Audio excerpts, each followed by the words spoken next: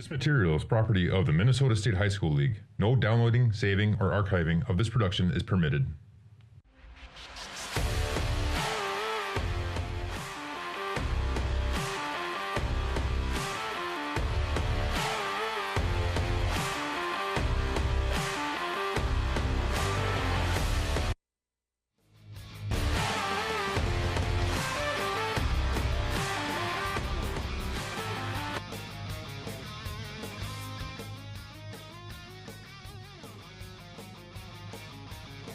We are here at historic Goodrich Field, where tonight the 6A football playoffs will get underway between the 2-seed Anoka Tornadoes and the 7-seed Roseville Raiders. Hello, everybody. I'm Tim Anderson, joined alongside my good pal Jim Childs, and tonight it's a big game. Coach Bo, I know, was talking to you earlier about this is a moment last year they were in a very similar spot as a 3-seed versus a 6-seed, and they came away on the losing end. This is a big deal tonight for Anoka. Yeah, and you know, you look back at last year, and that 6th seed was Eastridge. Eastridge made a run. They made a run through a lot of good teams. And this year, it was probably a great learning experience for the Tornadoes, not to take anything for granted. I think they're going to be ready to go, but they've got a really tough opponent tonight in Roseville Raiders. Yeah, Roseville's got a really talented player to keep an eye on tonight in Javon Miner. He's had 1,100 yards. He's had a terrific season, leading receiver, leading rusher. He's going to be fun to watch tonight. Yeah, he is, and it's funny. You look at the program that Roseville has had over the last couple of years. They kind of mirror where Anoka was probably 2018, 2019, and they've got a good coach, Coach Stevenson, who has done a great job of trying to build culture, a lot like Coach Wastrick has right now. And I think this is a good learning opportunity for them, but they're still dangerous. And you're right, their defense can stop the run, and hopefully we'll see Peyton Badani with some great airmail today. Peyton Badani might need to be the difference maker tonight because obviously the running backs are both great. Zach Welch has had an amazing season for the Anoka Tornadoes, so it really is all about the quarterback, and I know you're excited to see what Badani can do. Yeah, Badani, you look at his career numbers, 5,300 yards in the air, 52 touchdowns. These are, upper echelon numbers, and he's a senior. He knows that this is his time to make things work, and I think we're going to see some good things as Anoka makes the playoff run. Should be a lot of fun tonight. Opening round playoff action. We hope you enjoy it here on QCTV. We'll have the opening kickoff soon. Intros up next. Hope you enjoy the game on QCTV. Hey, we're here with head coach for the Anoka Tornadoes, Bo Wastrick. And Coach, hey, congratulations. You've made it through the regular season. Now it is live or die. Tonight, first game. What's the message to a team when you're starting your playoff run? We've kind of been carrying the same message all year. We're building for today. The whole thing was, you play 8 games to get ready for this, for win or go home. Insert the cliche you want to insert for playoff time, right? And so really it's all about being our best team, playing our best football. There's absolutely one stat that matters tonight, and that's walking off the field with a W. So really it's a lot of these kids were starters last year. They all played last year. And they remember walking off this field, 365 days ago, disappointed, as the result wasn't our way. So really focused group right now. We had an awesome week of practice. I couldn't be more excited for tonight. Great. Starting looking at Roseville area, the Raiders, you've got to contain number 7, Javon Miner, one of the best running backs in the state. What's the plan tonight? That's priority 1, 2, and 3. Is he's the guy, number 7. They'll split him out. They'll keep him in the backfield. He's their leading receiver, leading rusher. He plays a little bit outside linebacker. So he's a talented football player, and try to contain him. Really it's we say the same thing all the time. It's about us. We got to do our job. We got to do the little things right. We actually had Cody Lindenberg came out to practice last night. And he was talking about the same thing with the Gophers, and it's just reinforced the message. It's, they're really good when they do the little things right, when they crack replace, with the corner, with the safety, and, just all those little things that we have to do tonight to be a really good team. So you've got some seniors, Peyton Badani, you've got Zach Welch, you've got Luke Deshane, you've got, and too many really to count, Trey Bochers, a lot of really, pivotal people that have been part of your program for the last 3 years. How hard do you lean on them, and what do they mean to this program? I mean, they mean everything to it. I mean, they've helped, you know, kind of take this thing in a new direction. You know, we've had a lot of really good seniors we've lost in the past couple of years, but this group, you know, has been really significant as sophomore contributors, and then, you know, obviously the majority of them were starters as juniors. So yeah, I mean, they're hungry. You know, they're focused. They look at what we got right now, and they know it's go out tonight, play the best ball we can, and then we'll go walk in a parade tomorrow. You know, and for the Halloween parade, and then, you know, see where that goes. So hopefully we're doing that, celebrating. You know, that's the goal. Makes that a lot less fun. Yeah. It absolutely does. Coach, we wish you the best of luck tonight to you and the Tornadoes, and for the rest of postseason. All right, thank you. Coach Bo Restrock.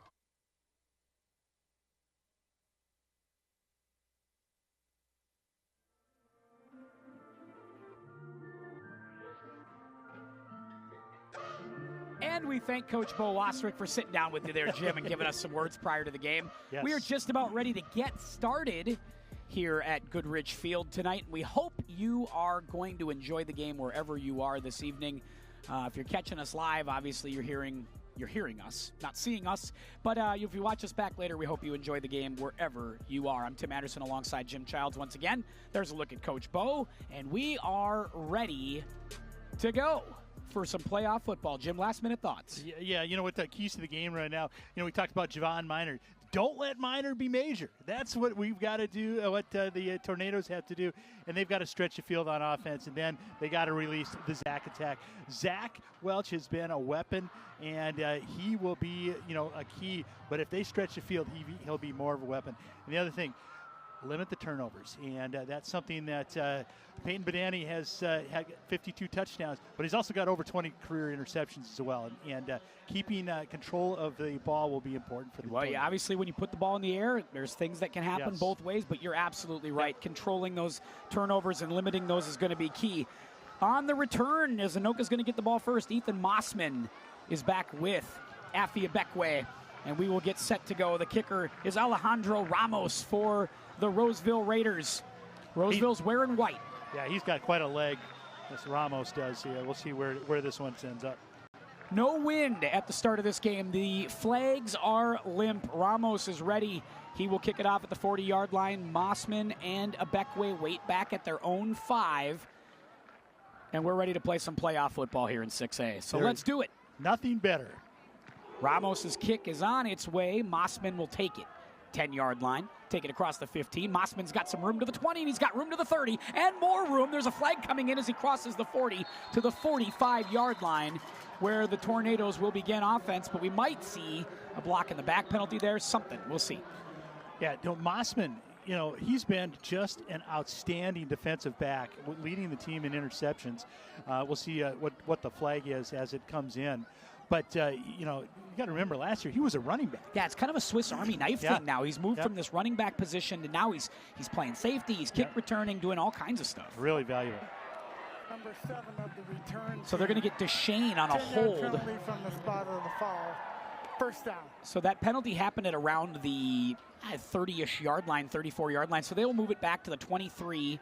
And that's where the Tornadoes will begin with Peyton Padani, the all-time leading passer in Anoka Tornadoes history.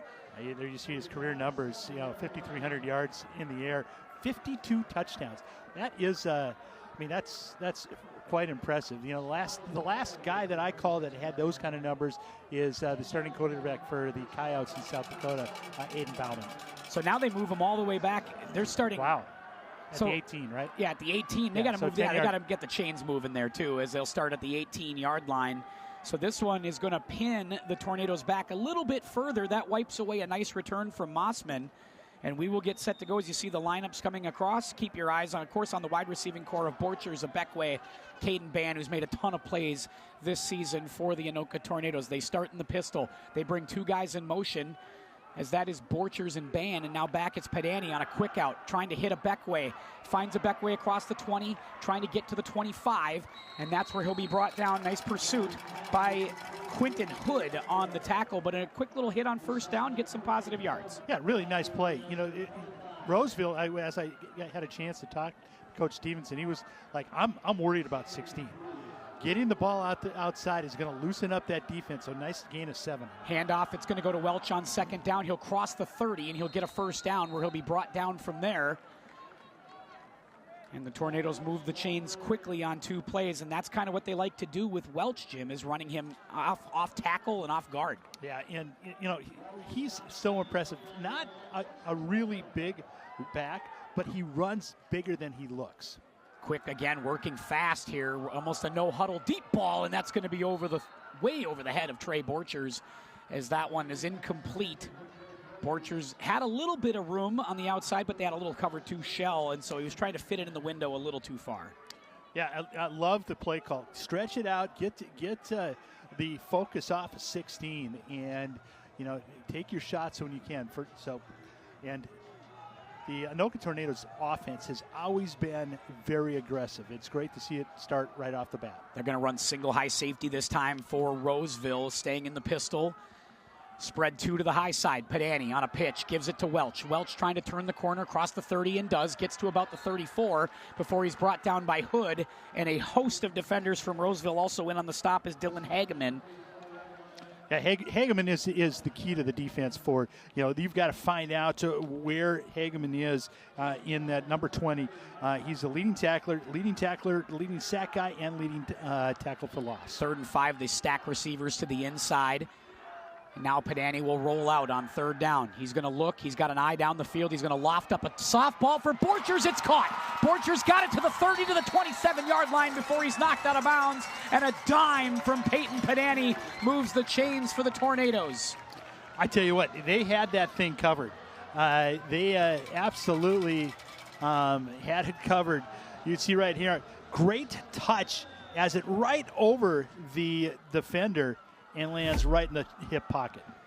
Quickly moving handoff, Welch, as they continue to outpace our crew here as they're running a no-huddle, fast offense, and maybe the line of scrimmage for Zach Welch. Not a whole lot there, maybe a yard, and it's going to set up 2nd down and 9 or 10. Well, catch them off guard, and that's something that this is an intentional tempo offense. Yeah, you can see Coach Bo will pick up speed. He'll slow it down sometimes, but right here, this is a little bit slower now that they've gotten down the field. But as he calls the play, Padani and now Brody Rush, who will sit back in the backfield here as they spell Welch on this down. Quick look back at Coach Wasserich, and now the snap. Padani stands still, going deep. He's got a Beck way over the shoulder, but he can't hang on.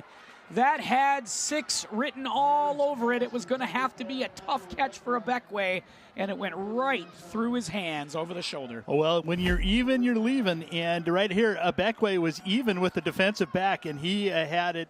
And it, like you said, it was just a great throw. Should have been caught. I know that Beckway has made those catches before, and well again. And they're trying to run single coverage to the outside when they do that single high safety, Jim. So they're asking players like Van Vorat to stay stride for stride with the Beckway. Yeah, which is no easy task. So 3rd down and 9. Critical down here for Roseville. You got to think this is 4-down territory for Anoka. Padani back to pass. Nope, he's going to hand off to Rush instead. Rush tries to make a move across the 20 and does. Gets himself near the 15-yard line. That's up for 1st down territory, and I think he's got it. Great run by Rush. Boy, tiptoed, good cutbacks on it. Solid. He's did a nice job. Now we get Welch back on. A little change of pace with Rush. They brought him back middle of the season from injury, and now that they've brought him back in, he's really been a nice change-up back. Yeah, and, to be honest, only averaging 3.4 on a carry, but not 10 on that one. He gets the 1st down for the Tornadoes. They get a fresh set right here at about the 16, 17-yard line. Guys come in motion once again, bringing 2 in motion is Buxton and Borchers. Padani back to pass. He's going to be looking end zone that time. Has Hendrickson caught. And that is a touchdown for the Tornadoes. Charlie Hendrickson wide open on a nice little out route, and the Tornadoes are on the board. What a great pass and great route. Hendrickson, big body, 6'3", cutting across the back of the end zone, and where in the back 5 of the end zone, you throw it high.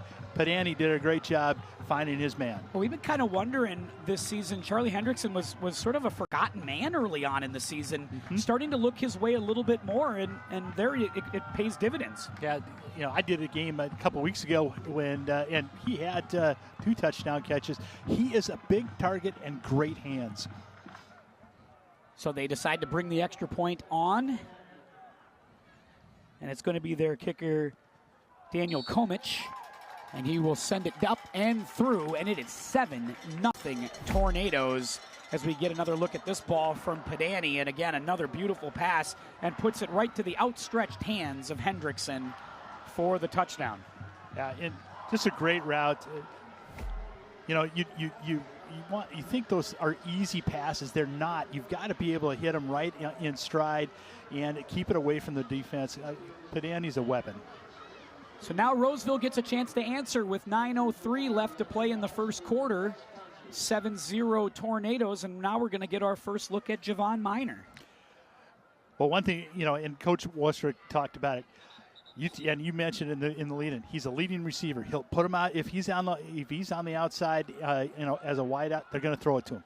If he's in the backfield, they're going to give it to him. He is just that dangerous, and he's had one 300-yard game already this year. And just a star athlete. It's always interesting to see the different teams at this level, Jim, because some teams are one-player driven. Some teams have multiple guys, and it's always interesting to see how those teams come together at playoff time. And one player, if they're that good, can make a big difference. Yeah, and the other, and on this return, we'll see what they do with this return. I'm guessing it'll probably be a squib kick. As Sam Vale is also back there deep, along with Miner, another good athlete who's got some good speed. Yeah, Miner, Vale, 2 waiting back to see. We'll see where they kick it. They're going to go deep, and they're going to kick it at Vale, and Vale will take it at about the 8-yard line. Cross the 10. Nope, they're going to fake that little reverse, and it's going to be Vale who will keep it, but he can't turn the corner. Nice job on special teams as the Tornadoes come up and make a big play right there. Might have been Ficasello, 41. Nope, 47 going to get that one for the Tornadoes. That's Cole Rainey. Well, I like the little fake that they did because everybody's focused on Miner, and good job by, and I think Worcester calls the special forces. Yes. The team special forces. Good job by special forces on that one. Kellen Little is the quarterback for the Roseville Raiders, and he will bring them to the line. Kellen Little is a senior, 6'3", 175, so he's a big kid. Miner will be in the backfield. They're going to line up under center. Tight formation to start. Little hands off. It's Miner. Miner trying to turn, but Starks is going to wrap him up and bring him down. Nice play by Javen Starks to come in and be the first to get to him. Yeah, Starks is impressive. He's quick. He's able to contain. And you saw right there, they tried to bounce it to the outside. That's where he's successful, and they're able to push him back into the tacklers by containment. You wonder if setting that edge. Starks is usually not a guy who puts his hand in the ground, and that's maybe he's going to spy and kind of just go where Miner goes here tonight. It might be. He's that kind of athlete, good tackler. Number 7 too is somebody that we'll watch. Deshane, he's an excellent tackler as well. Deshane lines up at middle linebacker. They bring Starks to the outside once again, not putting his hand in the ground. They bring a man in motion. Tornadoes show zone. They're going to hand Miner the other direction away from Starks, and he's going to pick up a yard or two. Good gap integrity by the Tornadoes, and they're able to make the stop, and it's going to set up a 3rd down and fairly long for Roseville. Well, that's not where they don't want to be off schedule at all. Not great as far as passing. Little, and only averaging 50%, 344 yards, only 1 touchdown and one interception. We'll see. Watch where 7 goes, because that's where the ball is going to go if he goes out wide. So 3rd down and 9. Little goes to the sideline to get the play call from Coach Stevenson. And now they'll bring his team to the line. We got 5 on the play clock. Got to hustle with this one. He'll stand in shotgun. 2 seconds, 1 second. Got to get this off, and they do just at the time. Little is throwing. He's chucking. He's completing it, and it's a 1st down for Roseville as he gets out past the 26-yard line, as that one is completed on a rope to number 17, Isaac Zerner, and that's a nice little play. Yeah, Minor went out as he was going to get like a bubble screen, and good job of being able to find that soft zone and gain a 10. Quarterbacks have been able to throw on this Tornadoes team, is what we've seen in recent weeks. Certainly last week, Birkland had a great game for Wyzetta against the Tornadoes. And again, that team didn't look like they were known for their passing, and they threw it all over the yard. Well, the one thing is if you can get them to throw, that means you've taken them out of the run, which is what they want. Handoff Minor. Minor gets a little bit of a slow delay as he tries to turn the corner, and he's going to get brought down once again as he crosses the 30-yard line. Maybe 3 or 4 on that one before he's brought down. Set up 2nd down and 7 or 6 maybe, as they'll give 4 yards to Minor that time. They generally go to the strong side, so wherever the most blockers are from the center is where they will run. And Minor on pitches and getting outside is strong. So I'm guessing we're going to see something to the left side here, to the near side. Once again, a tight formation, single back set here for Roseville, and they're going to be jumping early. Yep. False start coming up here on Roseville. Back them up 5. Again, you've got a manageable 2nd down right now. Chance to keep moving those sticks. Number 14 of the offense. Yeah, it looked like the wide receiver on the line, Quentin Hood, 2nd down. as he was sort of lined up as sort of that tight end, wide back kind of position. Looked like he kind of waved his hand. Yeah, he jumped right there, just moved a little bit. So 2nd down and 11, back him up. And you talked about being behind the chains, Jim. Yeah. This is another example of that right here, early on for the Raiders. Minor's out wide. We'll see if he's in the slot on the near side. Back to pass looking, and oh man, that pass was almost lucky it wasn't picked off. That thing was a cookie for Cooper Bakke as he was waiting for it, but it was deflected away by one of the wide receivers for Roseville. That was Connor Campbell, and luckily he did that. Well, yeah, Campbell's a tight end, and he's only got 4 catches this year. But I don't know where that ball was intended to right there. It looked like they ran the same play again where Minor came over to the side at kind of like a bubble screen, and they sent the Zoomer in there and just didn't open up. So we're staying here once again. 3 wide receivers in the shotgun for Little. Little will take the snap. He's back to pass. Got to throw quickly, and that's going to be incomplete. Over the middle looked like it might have been Campbell again or Jordan Benson. Jordan Benson that time, but incomplete it goes, and they will punt this one away. Great defense by Bakke. Bakke was able to step in and get his hand into the path of the ball. As the Tornadoes they allowed 1 first down, but able to get that ball back. And they're going to get some good field position, too. Kamari Hibbler back to receive, and that defense has to do some extra work in the back because Austin Meyer went down bad injury last week, but he's been such a force for them this year. So players like Cooper Bakke are going to be asked to step up and do even more. Punt on, and they almost got to him, but that one's going to get off. It's a good high punt. Hibbler's going to take it back at the 35-yard line. Hibbler's going to get a block. He's going to turn the corner at the 40 to the 45 and get himself near the 50, and the Tornadoes will have very good field position to start their 2nd drive of the game. 5 minutes, 30 seconds left to go here in the first quarter. So some of the differences that you'll see in playoff football is, those untimely penalties. Wyatt Rothram had a chance to make a block, but it was going to be an illegal block. He was able to kind of put his hands up and allow Hibbler to get past, and it may not have broken him for a long gain, but they don't have to go back. They don't have to go back, and you start at midfield, and you give this offense a short field to work with, and that's usually a recipe for success for this Anoka team. Yeah, absolutely. Oh, looks like, is there a flag? No, I don't. Maybe there was a late flag. We'll see what we have here as the refs were discussing an illegal touch. Helmet off. Player put helmet back on and participated. You can't do that. Okay. Player had his helmet off and then on. Yard penalty. First. So it's an illegal touch. So what they're saying is the helmet came off. He put it back on and the play kept going. Yeah. So they will back them up now. So, we talk just as we were ready to talk. Yes. Man, I'll tell you what. Well, it's for player safety, and yeah, we get you know, that. You can't. I didn't see where the helmet came off, so that must have been at the line, way away from the play. Nope. So that's yep. There's the call. But boy, those special teams penalties just brutal.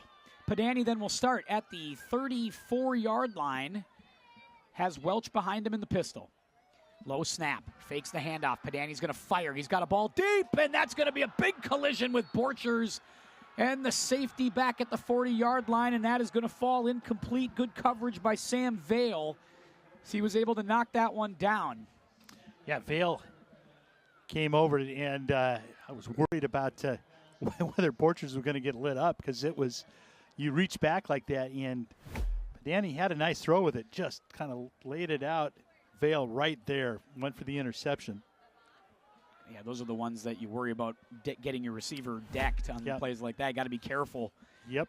Now they line up more shotgun traditional. A little pitch to Abekwe as Abekwe comes in on a little jet sweep toss. That's going to technically be a completed pass for Padani, and it's going to give Abekwe about an 8-yard gain as they cross the 40.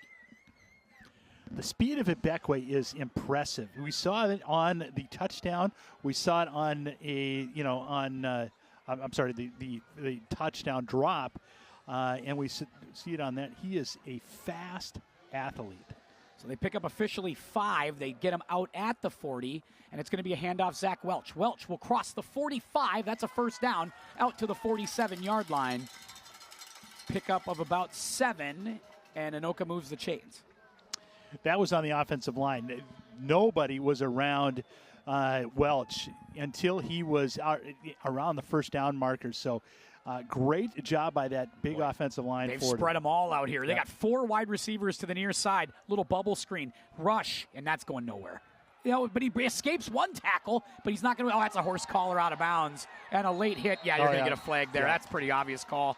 As Cameron Finney just grabbed Rush by the back of the collar of the jersey and then threw him out of bounds. Yeah. And that's going to be a 15-yard penalty every time. That's silly. Yeah, that was not only, I think there was a face mask, too. With that. Rush got beat just up pretty good. Just going for broke right there. It's like, let's get all the 15-yard. But if we're going to only get 15 yards, let's do all of it in one shot here. Yeah, let's hear what... Dead ball, late hit, Bonds on the offense. 5. 15-yard penalty. So they'll call it officially a late hit. Mm-hmm. But as we take a look, there's the horse collar, then the throw, and then the push out of bounds. Now that late push by Vale is what really did it, as he was well into the white on that one. Yeah. So first down and 10 for the Tornadoes. And if you're Roseville and you're already kind of the underdog and you're down 7-0, those are the kind of penalties you can't take. Line up pistol once again. Padani's going to roll out. They've been throwing on these couple of drives. He goes back the other way. He's got to run, and he's taken down. Maybe a 2-yard gain as he crosses the line of scrimmage. Dylan Hageman comes in and puts the pressure. Good coverage by Roseville downfield, and that's going to set up second down. Yeah, good decision by Padani, but Hageman, good tackler, and there's a reason why he's their leading tackler. He just has great pursuit. So second down and 8 as they were able to seal that up on the strong side. And now they'll try this once again with a little bit more conventional approach out of the pistol. 3 wide receivers set here with Abekwe to the near side. Now they bring Abekwe in motion. Padani, 3-step drop. He'll step forward in the pocket. Now he's running, and he's got a lot of real estate. He'll slide down past the first down marker, cross the 30-yard line to the 29, and a first down for the Tornadoes. Running is not Padani's in his repertoire at all. He came into this game with 8 yards total for this on 22 carries, and that includes sacks and all that. So 2 runs in a row is probably first time in his career. Little quick hitter to Abekwe, and he'll get it across the 25 and out near the 20-yard line. He'll stay in bounds. One thing they are trying to do here early, Jim, is they're trying to get the ball to Afi Abekwe and make him be a factor here. Yeah, and getting it outside and loosening up that defense where Welch has been, they're keying on Welch, and they're just opening up. The numbers call for the ball to get on the outside. That's a gain of 8. Nice job. And doing it in a lot of interesting ways. Little pitches, little bubble screens, doing a lot of different stuff to get him the ball. Now they go 2 running backs next to Padani. They kind of have this interesting pistol formation with Rush and with Welch. They've got numbers in front. And they will hand off. Welch will follow Rush's block, take it forward, first down and more as he powers his way. A late flag comes in. Late flag could be in the direction of a face mask. Nope, they're going to go holding instead on the Tornadoes and back it up. So they had the first down by a mile, but now they're going to back that up and try it again. Laundry on the field, on the carpet. Holding, number 68 of the offense. So 10-yard penalty. Repeat second down. that's Logan Burns gets called for that. So they'll have to try to figure out a way to respond here as they're going to go to second and long. It'll bring it to about second and 12. Yeah, that was it. You know, they had the numbers up front. There was just not any adjustments by Roseville. They had 7 in the box, and they had with Brody Rush. They had the numbers to be able to make it. Too bad there was a hold. So now they go back to their conventional pistol offense. Started as a shotgun at the beginning of Bo's time, but now it's moved to a pistol. Oh, now a little back pass, and that's complete with lots of room to run. This is Buxton, number 84, and he's taking it all the way down, and he's down at the 1-yard line. Wyatt Buxton. What a job by Buxton, and what a great job by the offensive line to get down there. Good block up front by number 72, Brent. And then nobody around. A lot of real estate to roam. And able to get down to, that was a good call. Right on the goal line, basically. Yep. The band is playing the song too early. But now they'll go bunch formation. This is Deshane in the under center here as they run this goal line set. Welch tries to turn the corner. He'll walk in. And a touchdown for the Tornadoes. Well, I don't think this could start any better for the Tornadoes. That's a 66-yard drive and 2 touchdowns in the first half on 2 long drives. Excellent job by the Tornadoes. You know, and I was going to say too, good on Anoka, good on Padani to get Wyatt Buxton involved in the offense. He had that drop in the last drive of the last game against Wayzata. Mm-hmm. And one thing you want to do, build the confidence up of a player, is get it back to him as quick as you possibly can. Now they maybe do a little swinging gate thing that they like to do. This is a unique, again, I've never seen anything quite like it, but this is what they do. And now they're going to try to run to the strong side, and this is going to work, it looks like. 2-point conversion is good as Deshane runs it in. Yeah, Deshane just hammers it in, but head first, touchdown. Nice job by the Tornadoes. Take a look at the touchdown once again as Deshane just hands it out on a pitch and pretty much untouched, as once Welch turned the corner, he was good. Yeah. Well, it's a changeup. When you throw, Deshane in there, who's played quarterback as a sophomore, and he's done a nice job in the Wildcat. He goes under center, and really a nice play design. Luke Deshane this year wearing the prized number 7. Yeah. That's a pretty special deal to get that honor every year in Anoka, and that one was bestowed upon Luke at the beginning of the season, and he's done quite well with that. And now you can see Coach Stevenson. It's insult to injury when you're already on the crutches coaching, and now you got to yell at the referees on the crutches. Well, I tell you what, I asked him, I said, did that happen on the field? He said it did.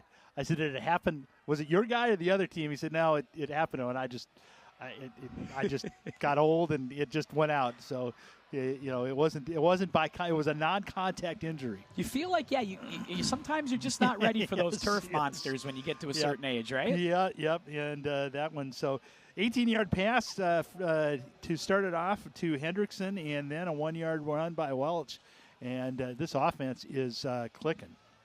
And we saw very little of Minor in the first drive for Roseville, so that's going to be key for him here to get him going and involved on this possession, you'd have to think.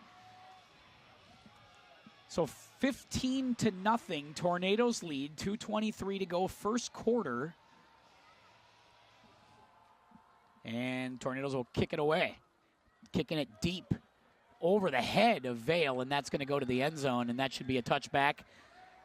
That's one way to keep it out of the hands of the of the starter. Good rip, good kickoff, and And that just about didn't go into the end zone. It landed at about the 2, and then kind of like your chips. Yeah. Kind of had a little backspin on it, and just barely went in the end zone. It's when you get those really fresh groove sharpeners on those, Jim. You got to know how to use those. Is that what they used on this one? I might have been. Maybe talk to Daniel did? Komich and see if he did that. Yeah, put a little sauce on that 60-degree lob. Now 1st and 10, we'll start again from the 20-yard line, and Little will bring his team back out. And Little has to run from the sidelines back every play. It's a lot of steps. Well, yeah, he should have his watch on and find out how much he's see actually. If he does, yeah, we should ask him. He's going to hold it, now pitch it on a little option, and Miner's going to get wrapped up behind the line of scrimmage. That's going to be a loss of a yard or 2. That's really good pursuit. Mossman was there along with others. In company there, Parker Seaman also got the big hit for the Anoka Tornadoes. Yeah, and I think the message is, if they beat us on the pass to someone, that has 4 catches on the year, then more power to them. We're not going to let 7 beat us. And again, great containment. They sealed off the edge and pushed him back inside, and there's really no room for him. So Little gets the play, and he's back in the huddle with 10 on the play clock. So they kind of got to hustle up and make this happen. He'll get under center. The give is to Little. Little tries to find some room. Able to break a tackle or 2 and get across the 25-yard line before he's brought down. Kamari Hibbler comes up and makes the hit for the Tornadoes. There was not much room there, and he was still able to get 7 yards. That kind of tells you what kind of runner he is. Kind of a patient runner, Jim. That's one thing I noticed. He's not full blast in the hole. He just sort of waits for it to develop and waits for it to open and then hits it. He was All-State in the 100 last year. I think that, if I remember right, I think it was either 5th or 6th in the 100 last year. So he's got speed, but as you can see there, he's also got some patience. So 3rd down and relatively short. Under a minute to go here, first quarter. 3rd down and 4 for the Roseville Raiders. Little. They're going to show blitz at the line of scrimmage, handoff, and it's going to be straight up the gut, but not much there. And pushed back, maybe a yard at most. As it looked like it was that 14 who had that one? Yeah, it was Quentin Hood. Quentin Hood who got that carry. Yeah, he's got almost 400 yards this year. He's averaging 10 yards a carry. Not on that one. I think they were trying to fool Anoka with maybe a little up handoff to the up man, sort of, just to see if they can change a pace up the middle. But Tornadoes were not having it, and it's going to be 4th down, and they're not going to run a play here. They're going to take this all the way down to the end of the first quarter, 10 seconds to go in it. So, Jim, a really impressive first quarter for this Anoka Tornadoes team. They came out and did exactly what they needed to do. Yeah, they were able to stretch the field and not make any mistakes. They valued the football, and they've stopped number 7. Couldn't be any better. First quarter's in the books here on QCTV. We'll take a quick break, come right back with the second after this.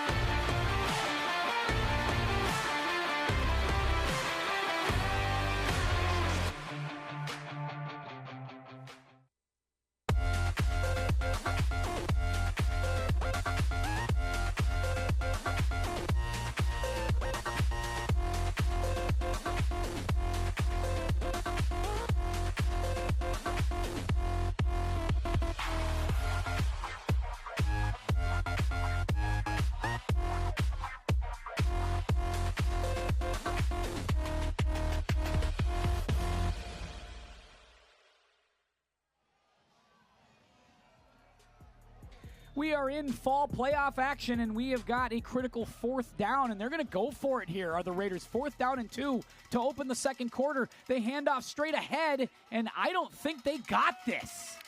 They did not. They got half. They needed 2, then they got 1.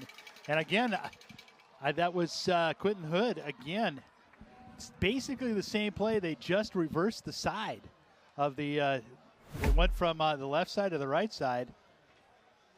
And it's so bunched right here. Yeah, you go to Hood on the up, and they just, That's very risky to go for it. I think Coach Stevenson sensed that was crucial, that they needed to get that first down, and now things could get really dark. Yeah. Well, I tell you what, Michael Chamberlain has been a force on that line. Yep. He was the one that got the penetration. He was able to make the tackle. One of the 6A's best defensive linemen. That kid's a stud, and he's Absolutely. Great kid. Here's this double. They fake the handoff on a little play action. Pedani going to look on first down. Now he's going to run for it. He's got some room. He'll cross the 20. He'll cross the 15. He'll get to the 10 before he's finally brought down as the pursuit from Roseville comes in at number 8, Jaden Evans finally brings him down, and it's going to be a first down. And what's this running Peyton Pedani I business? don't know. He's that was a gain of 19. Right now he is the leading runner with 31 yards on 3 carries. Great job here. Nothing's there. Good job up front. Good pocket. He just pulls it down and took off. They work quickly. Handoff. And it's Welch tries to turn the corner, but he is unable. Good job there by pursuing his Hood. And Hood's able to bring Welch down. And maybe no gain, maybe a yard. Not much there for Zach Welch. Yeah, it was first and goal, and they are exactly at the 10-yard line. So maybe even a little bit of a loss. So we'll set up second down at the 10-yard line. Welch will stay in at the backfield. They'll go 2 wide receivers to the inside. That's Borchers and Hendrickson with a Beckway all by himself on the outside. Could be a slant to the high side. We'll see. Handoff instead. It's Welch straight ahead. He breaks a tackle. He'll run in. Touchdown. And the Tornadoes have a 21-0 lead. Man, it is nice to have that in your backfield. Welch just has that, I'm going to do it, and I'm going to do it myself. And so as he gets, I believe that's his 6th touchdown of the season. That can't be right. Am I wrong on that? I think you're probably right. Zach Welch blowing kisses to the crowd, as he likes to do. There's his 2nd touchdown of the game. And what I'm always impressed with, Jim, is just the speed after he gets into after he breaks that first tackle. He just turns a gear on and he's gone. He runs angry. Let's put it that way. He just runs angry. You can see right here, good cutbacks, and he's just not going to be denied. No. And to tackle him high is just it's a lesson in that was his 16th touchdown. Sorry, my 16th. Yes. Yes. That sounds better. I like the way you're thinking, though. I like that. I was 4. I'm like, that can't be right. I was just gonna. The guy's got over 1,000 yards. Yeah, he's had an amazing season. It's really given them a different dynamic in the offense. We've talked about that, right? Having Mossman was more of this, speed back, but adding Welch back there gave them such a different element. Yeah, and both these 2 running backs last year didn't have huge years. No. Minor had I believe less than 500 yards on the ground. Welch, was not there either. He was playing linebacker. Played a lot of linebacker. And boy, I tell you what, when you have a chance to use the tools you have, you can see what kind of output you can get. Now Komich will kick off. Up 22 rip early on here, and that kick's going to be short, and that will be taken by Vale. Now they're going to try this little again, and you knew that was coming. A little pitch back to Minor. Minor's got some room as he breaks a few tackles. He'll cross the 30 to the 32-yard line. So they show the fake on the first kick return. You had to know that was coming, and there it was. Yeah, and good field position. A lot better than where they've started the last couple, so they're up at the 30. Down 22 here, though, as you take another look at it. Yeah, Roseville area has to score. I mean, they have to be productive on this drive and get some kind of, scratch that 0 off the scoreboard. Yeah, I mean, they've got the high school production of Clue coming up at Anoka, but it's already Professor Plum in the conservatory with the candlestick. Little with the handoff up ahead here, and it's going to be Minor who will pick up a yard, maybe 2 on the ground as they run him straight ahead into that defensive front for the Tornadoes. But so far, they have been up to the task. You mentioned Chamberlain. Also, Max Berglund, Daniel Smith in there as well. they have really created some problems for this Roseville offensive line. They have, and so generally Minor likes to run on the outsides. Anoka has, the way that they have their defense is set, they're forcing him to try to run on the inside, and the defensive line is just cleaning up. Yeah, because you're trying to ask him to outrun guys like Aaron Knapp and Jaden Fox, and when Starks gets out there, it's just a lot of speed. Yep. 2nd down and 8. They'll hand off. It's Minor again. A little misdirection, and Minor's able to find some room off tackle. He'll take it up near the sticks, but he's going to be about a yard short, and that'll set up a 3rd down. It's a 7th carry so far, and they've only had 12 plays. Well, when you say that he is the volume guy in the offense, you are not kidding. Yeah, well, two of those runs came to Hood on the last with the 3rd and short and 4th and short. And you got to think that ball's got to go somewhere up the middle here. 3rd down and short. They bring some pressure here at the line. They tighten things up. This Anoka front does. They give it to Minor on a pitch. This is dangerous, and he's not going anywhere. Brought down in a loss. Great job by the defense of the Tornadoes as they were able to wrap him up and bring him back. Aaron Knapp smelled that out. Yeah, Hibbert initially with the penetration to slow him up, and then a host of Tornadoes came after him. So they're going to go again. 4th down and 1. Do you tend to outthink yourself in these spots, Jim? It's 3rd and 1. You got to get a yard up the middle. Pitching it sideways feels dangerous as always to me. Now they're going to punt, and they keep Little on to do the punting in punt formation, which means a fake could potentially happen here. You got to always keep your eye out for that.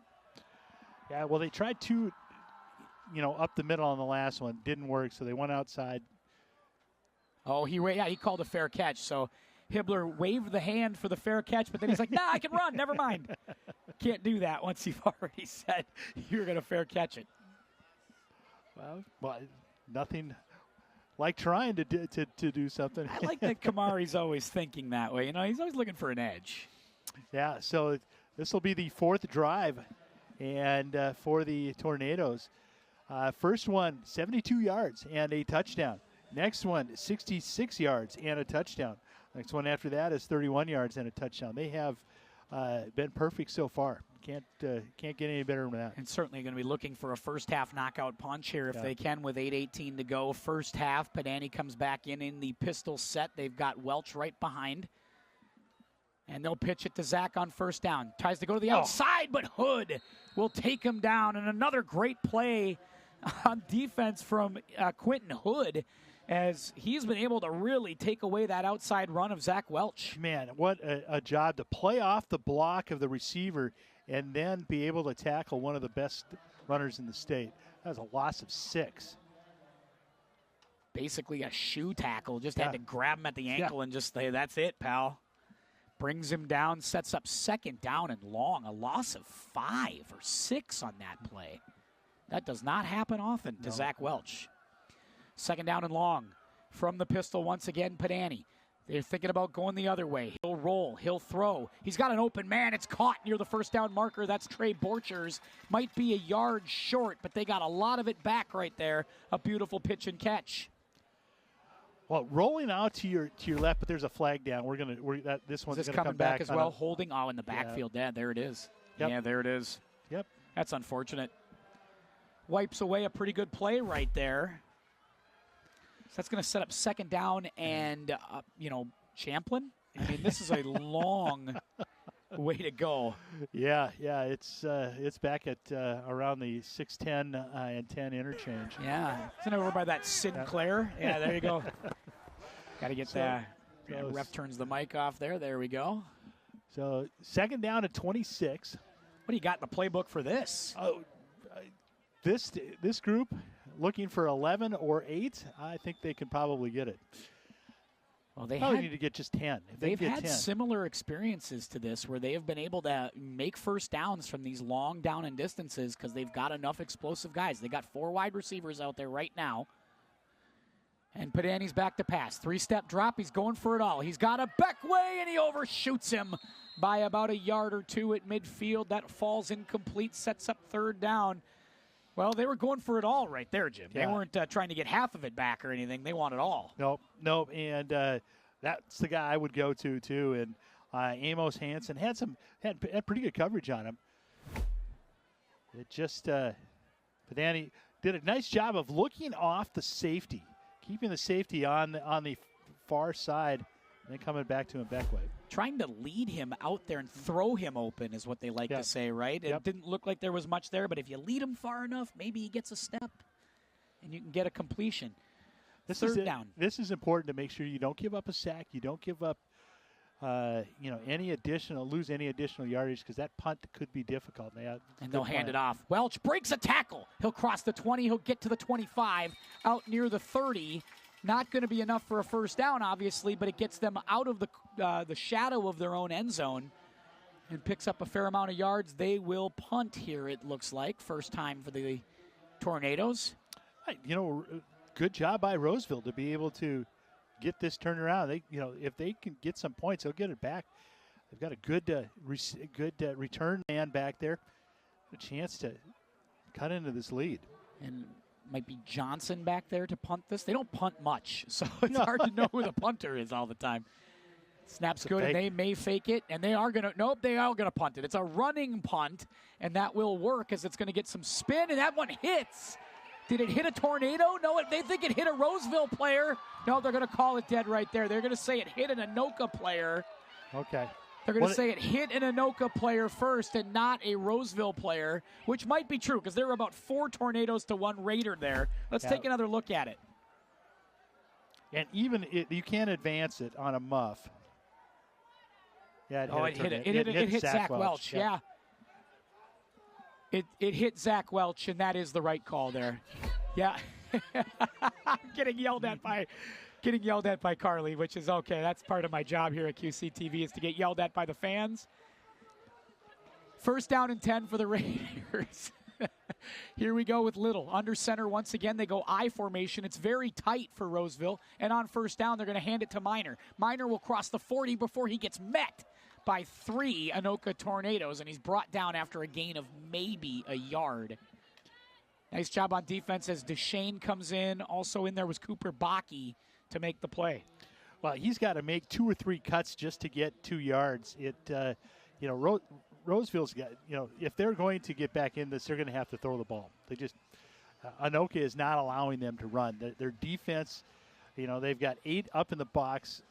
You've got a single high safety. And, And now they will try to pass. Play action off the back foot. Little throws, and that one's going to be deflected and then caught. Wow, what a play right there. That thing looked like it was going to go fall incomplete, but somehow it ends up in the hands of Wayne McGriff, the backup tight end, and a first down. Well, 2 receivers in the same area. It kind of punches off one, goes off one, and goes right into the hands. A great job. And we get a late flag on this one after the sticks had moved, so something has happened here. We'll see what that late flag just came in. Oh, sideline warning. Yeah. So sideline warning against Roseville. There isn't. I don't believe there will be any yardage taken off. Yeah, you're right. I think that's just the first warning. Got to keep people back. All right. That's where they talk about having a get back coach. John Madden used to always talk about that, right? Yep. Here's your get-back coach. That's the guy who his job is to pull you back. My God, brilliant, John. Thank you for that. Yeah, that was actually a pretty good rendition. That was not bad. That's what the cold can do for you. Handoff Minor. Minor tries to get to the outside, breaks a tackle, crosses the 40, crosses the 35 before he's finally brought down by Mossman. And that's starting to get him a little bit loose in the open space. That's big for Roseville as they get into Anoka territory out to about the 34-yard line. Got good first down run as, Minor just able to tiptoe around a couple of Tornadoes. Getting to that second level, forcing those corners and safeties to make the tackle instead of that interior line, which is what you've seen most of this first half.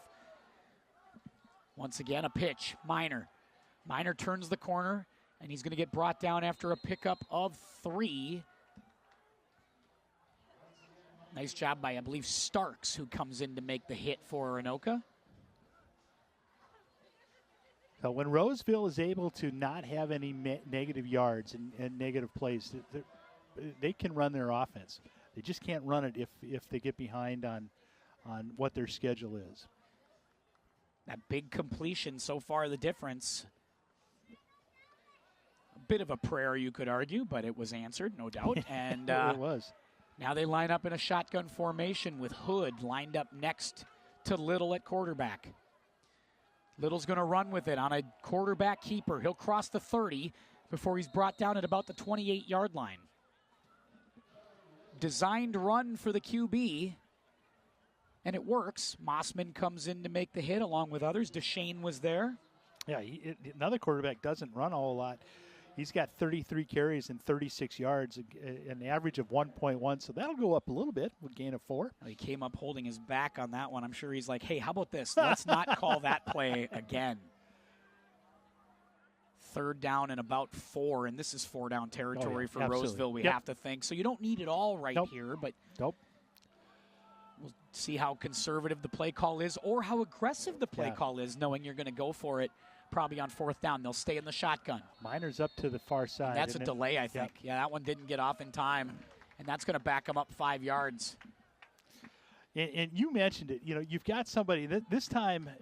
John Minor ran over and got the play, but it just, you know, you watch the difference in the synchronization of the Anoka offense when it comes in to Roseville, and it's a well-oiled machine on the near side. On the far side, it takes a long time for it to go. You got to have some signals or some signs or something to kind of get those plays in a little bit quicker, or a number at least. A lot of teams like to go to a number with the quarterback having the wristband. 3rd down and 9. And they're showing blitz here on the Tornadoes. Tornadoes are saying a guy jumped, and now back-to-back penalties on the Raiders. Goodness gracious. We're 3rd and 1 and driving, and now they're sitting back 3rd down and 14. It is it's frustrating. I know that Coach Stevenson is probably frustrated because you've created the best drive you've had so far in the game. You're in plus territory. You're down at around the 25, and now you're back at the 38. Just extremely frustrating. And it's still going to probably be 4-down territory, but now you're a lot more predictable offensively, you'd have to think. Little will stay in the shotgun. He's got 2 wide receivers up top. He's thinking Minor on a little fade. Minor's got room, and he comes down with it, but is he in bounds? They're saying he's out of bounds. Out of bounds. Abekwe on the coverage. And Abekwe forced him out. Good effort by Minor, and we got Laundry again. Yeah. And that one's also in the backfield, so this is either holding or it's a late hit or it's something. Well, I came down early, so it would be it's something on the. You think in the offense here in the direction of holding, we'll have to see. And if it's a hold, that'll back them way up, but they may even decline it and force it into 4th down. We'll see. They're asking Coach Bo, I think, what he wants to do, and they're going to decline. So it may have been a illegal formation. Yeah, legal formation they call. They got one-on-one with Minor on the outside with Abekwe, so it was speed on speed. And he made the catch. Yeah. It was really a nice pass. Yeah, and he hit his left foot landed out of bounds. Good job by Abekwe to push him out. So 4th down and quite a ways. 4th and 14. You're at the 38-yard line. This might be where you go for it anyway, right? Because now you can use it as a punt on 3rd and long, if nothing else. Or 4th and long, I guess you could say. Throw it deep down the field, see if you can make a PI or make something happen here to give you a 1st down. Another timeout. 3:01 to go, timeout taken. It took a long time to get that play going. Yeah, no kidding. It was glacial. I think the Powder Puff game had plays come in faster than that. Let's take a look at the bracket. Yeah, let's do that. You and I are big bracket fans here at 6A football. We are. On this half of the draw, you got Lakeville North up top, and they're going to play Hopkins. Eastridge and Champlin Park, very interesting game in the 4-5. Yeah, and Champlin Park is a dangerous team. I love their defense. I love their front seven. And Eastridge, you just don't know what you're going to get. No. Last year they made a run. This year, they had a big win. They actually beat Lakeville North a couple weeks ago for their only loss. So that's going to be a great bracket. The 3-6 is always dangerous because Yes. the 6 seeds always seem to be trending. Wyzetta's trending in the right direction at this time of the year. Yeah, Wyzetta, and and you and I were talking before we came on. I know Anoka wants to play Wyzetta again. You know it. They got to get through this game. We can't look past this, but they want a chance to get at Wyzetta. So, and to be honest, that would be, I think, a more favorable matchup, too. Although Lakeville South is down a little bit this year. 4th down and 14 to go. 3:01 to play first half. Tornadoes lead 22-0. Little will stay in the shotgun with Hood flanking him to his right. 3 wide receivers. And Little will roll out. He's got to go quickly. He avoids one rush, but he's not going to avoid the second one, and he is sacked. Brought down, and that'll be a turnover on downs as Michael Chamberlain comes in and finishes him off. That's 2 4th down stops by Chamberlain. He is the man with money in his pockets on 4th down. Great job. Another excellent job on pursuit. The whole line was able to get through, so big turnover on downs. They get the big turnover. The defense makes the stop. Chamberlain makes the big sack. The penalties absolutely bury the Raiders on that drive. And now their defense has to come up big. 22-0 they trail with 2:56 to go in the half. Pedani looks over, gets the signal from Coach Bo. He'll be back to pass. 3-step drop. He'll sling it to the outside, caught by Hendrickson, who is wide open as he crosses midfield down to the 46-yard line. I mean, there was nobody within a mile of Charlie Hendrickson. Well, they almost went into a prevent defense, and the defensive back on the outside, number 27, Hansen, was playing about 10 yards off. Second catch of the night from Hendrickson as they look his way. He has the touchdown, and then he has that completion, which picked up about 12. And now they roll it again. Welch in the backfield in the pistol with Pedani. Handoff, it's Welch. Straight ahead run, full head of steam across the 40, and he'll get to the 39-yard line. Out near first down territory, maybe a yard short. Clock runs under 2:40 in the first half. Well, the last 4 runs, if you take out that one where it was a 6-yard loss, they've all been 10-yard gains now. The passing game has opened it up. Handoff again, Welch, same play, and he'll run it straight through first down. And running with bad intentions is Zach Welch as he crosses the 35.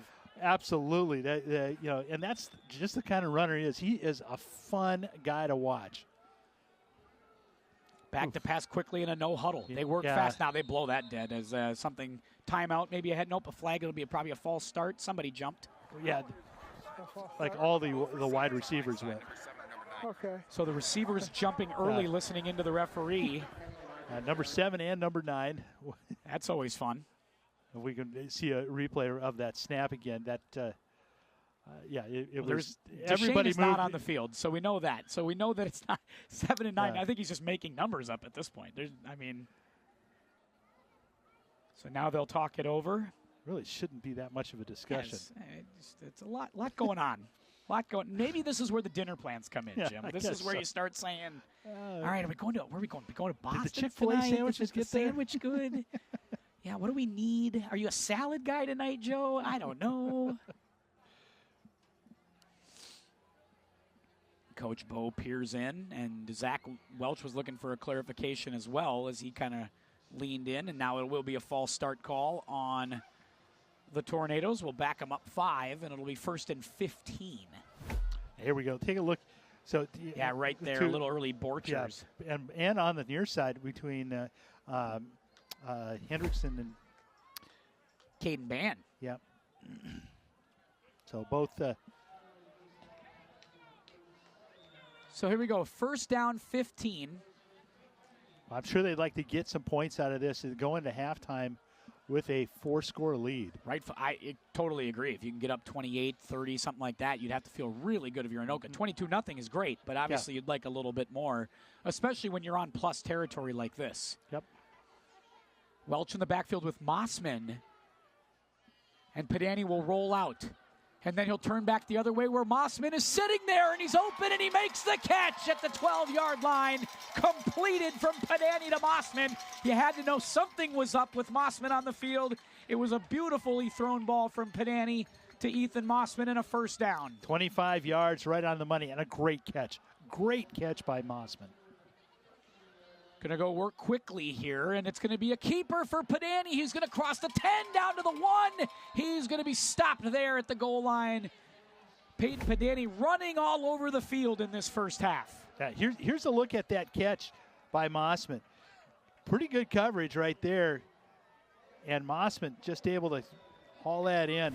Great pitch by Padani. Little back shoulder throw on Minor, and nothing he could do about it. Again, the big set at the goal line, handoff to Welch. He breaks a tackle, breaks a couple tackles. He runs over a Raider, and it's a touchdown for Anoka. That was impressive. That is, if you're going to put a highlight together film of Zach Welch, this has got to lead it off, because this is the kind of runner he is. You said bad intentions? Absolutely. That was pretty cool. Look at Coach Wurstrick, pretty proud of that. Yeah. Maybe time to blow some more kisses. Yeah, so that's touchdown number 3 tonight, and number 17 on the season for Welch. That was really fun to watch. That was about as fun a 1-yard run as you're going to see right there.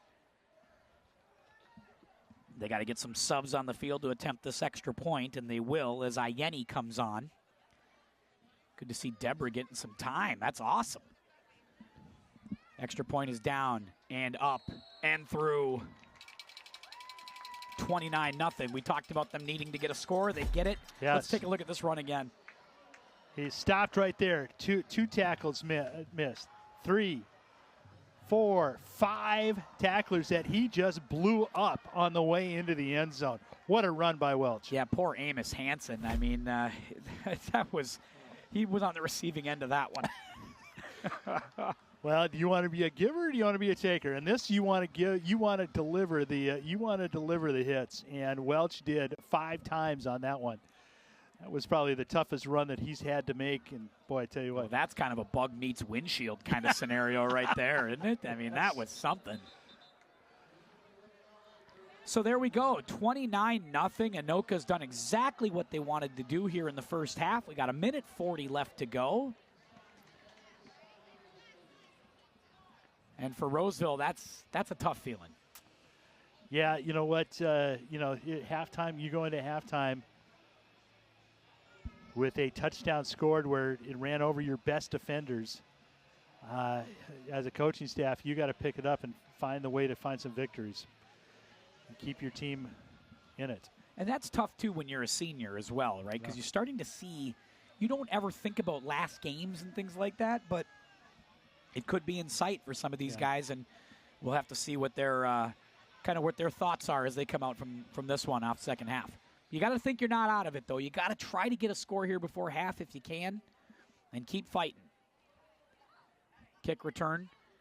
Vale gives. Oh, it's a fumble. Fumble there as Minor tried to get it on the handoff. It looks like he gets it back. But that's the end of that, as that'll be stopped at the 15-yard line. Yeah, but it was a handoff, and it looked like Minor just kind of bobbled the ball a little bit. He's walking a little gingerly, too. That level of focus is different at 29-0, too. And that ball is also a little harder when it gets a little colder. A little more slick. That handoff looked a little low even. Yeah, it looked like it got him in the thigh. Yep. So Little, Kellen Little will come to the line. He's completed a couple passes in this first half. Needs to maybe complete one here, but it's going to be a handoff. Minor was hit in the backfield. He was able to break a tackle, and actually a heck of an effort to get a yard out of that. Individual effort is great. That was, again, 76.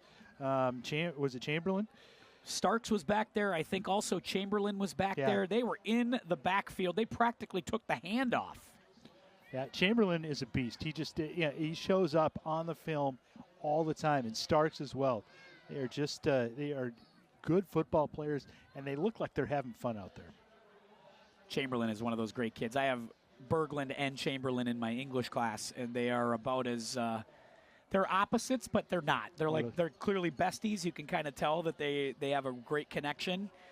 But they also seem very. It's like opposites attract almost as friendship goes. But they are awesome kids, and Chamberlain's a total delight, as is Berglund, as is many of those guys. We have a lot of football players in the classes, and they're a lot of good kids.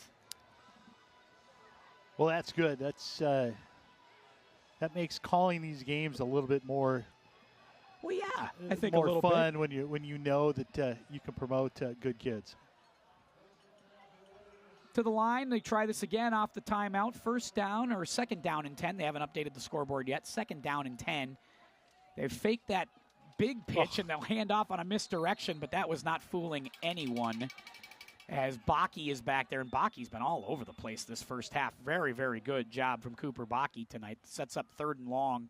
Another timeout taken, and I think Anoka's taking these timeouts because I think they'd like to get one more shot at this because they can get a punt, maybe get one at midfield, and they've got time.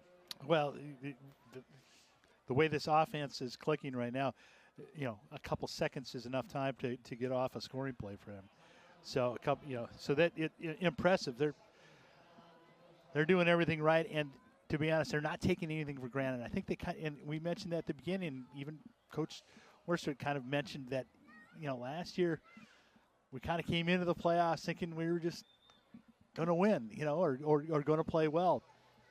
You could tell this is a different environment this year. Well, so many of those guys, he mentioned it, were on that team. They were playing significant minutes. They were starters. And so this is a pretty veteran bunch. Yeah. And certainly everybody remembers that or thinks about that play. Yep. Or thinks about that game. 3rd down and 11. We'll see what Roseville wants to do here. Again, a very tight I formation. They're moving. Yeah, false start. And again, these procedure penalties, they have been done in by some pretty tough procedure penalties pre-snap. They were 3rd and 4 at the Tornado 34-yard line and ended up going backward. Yeah, it's 20 yards. And that moves us back to the 9. Well, every drive there has been some kind of negative play where they've gotten behind the sticks. This is no different. And Tornadoes show pressure. They hand off straight ahead, and that thing looked like it got blown up from Jump Street, maybe a half yard. Everybody falling over for the Raiders at the line. They will call a timeout, and they will get the ball back here with a minute to go. So they've exhausted their timeouts, which is good. They have a chance to get it back in plus territory. Sure they will. I mean, this punt is going to be the punter. If it's Little again, Little's going to be punting in the end zone, basically. Yeah. He'll be around the 1, I would think, probably 10 yards back, maybe a little bit farther. And Hibbler can, if he can get a good run up on it, anything can happen. And I'm sure that's the convo here from Coach Bo as he leads this Special Forces discussion. And he's pretty active in all the phases, obviously calling the plays offensively, but very active in special teams because that's kind of, as a college player, that's kind of what he was. Yeah. Well, he's the energy he brings is pretty enormous. I mean, he just has a big presence about him, and he's big smile. He's a lot of fun. Anoka's lucky to have him as a head coach. And he's done a fine job 6 seasons in. And a high snap. Little will get it off. It's going to be a fairly short punt, though. Hibbler takes it with plenty of room to operate. He's going to take a block from Wathram. He'll cross the 35, now the 30, down to the 25. And that's going to be great field position with a minute to go. Wyatt Rothram once again sets kind of the edge. Doesn't really make a block per se, but sets the edge with this one as, again, a high snap. Well, Hibbler did a nice job of reading where Rotham was and being able to turn it on one side. They are clicking on all cylinders tonight. All right, so 1st down and 10, ball at the 26-yard line with a minute to go in the half. It's already 29-0 in favor of Anoka. Maybe looking for the TKO here in round 4, as they like to say, early. So an update from Lakeville South. Wayzata 7, Lakeville South 7. When we knew would be a good one. Padani's back to pass. He's throwing, and he's completing it to Trey Borchers. Borchers down to the 5-yard line, 1st and goal. Clock stops as they'll reset. Tornadoes will work quickly as they've been going pretty much up-tempo the entire half. They will stay that way, as once that ball gets set, the clock will start, and now it is moving. Pistol formation. Welch sits at the 5-yard line. He'll take the handoff. He'll break a tackle. He'll get up to the 5, and not much after that. They're going to have to hustle one in here. Welch kept fighting through, but his helmet was off at the 5. I was going to say that play was long over, but Welch kept going, and now he'll come off the sidelines. Yeah, he's got to come off for at least one play. So now they're going to get this play called, and Coach Bo will get him back to the line quickly. Clock running, 30 seconds to play here in the first half. Padani with Mossman behind him. 3 wide receivers stacked to the high side. 2-step drop for Padani, looking at a slant, nothing there. Now he's going the other direction. He's going to run for it. He's going to try to break a tackle to the goal line, and he is in. Touchdown, Anoka. Peyton Padani from 5 yards out calls his number, gets aggressive, and it's 35-0 Anoka.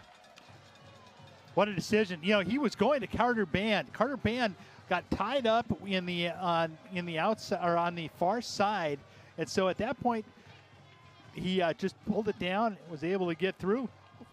Walking a little gingerly on the way back, but a good touchdown run by Padani. And Padani's like over 50 yards tonight on the ground. But honestly, I think this is like the best I've seen Padani look most of the year. That's a blocked extra point, and that'll be the end of that. And I wonder if him running a little bit and getting him moving and resetting the pocket has been good for him tonight, because he just seems really comfortable.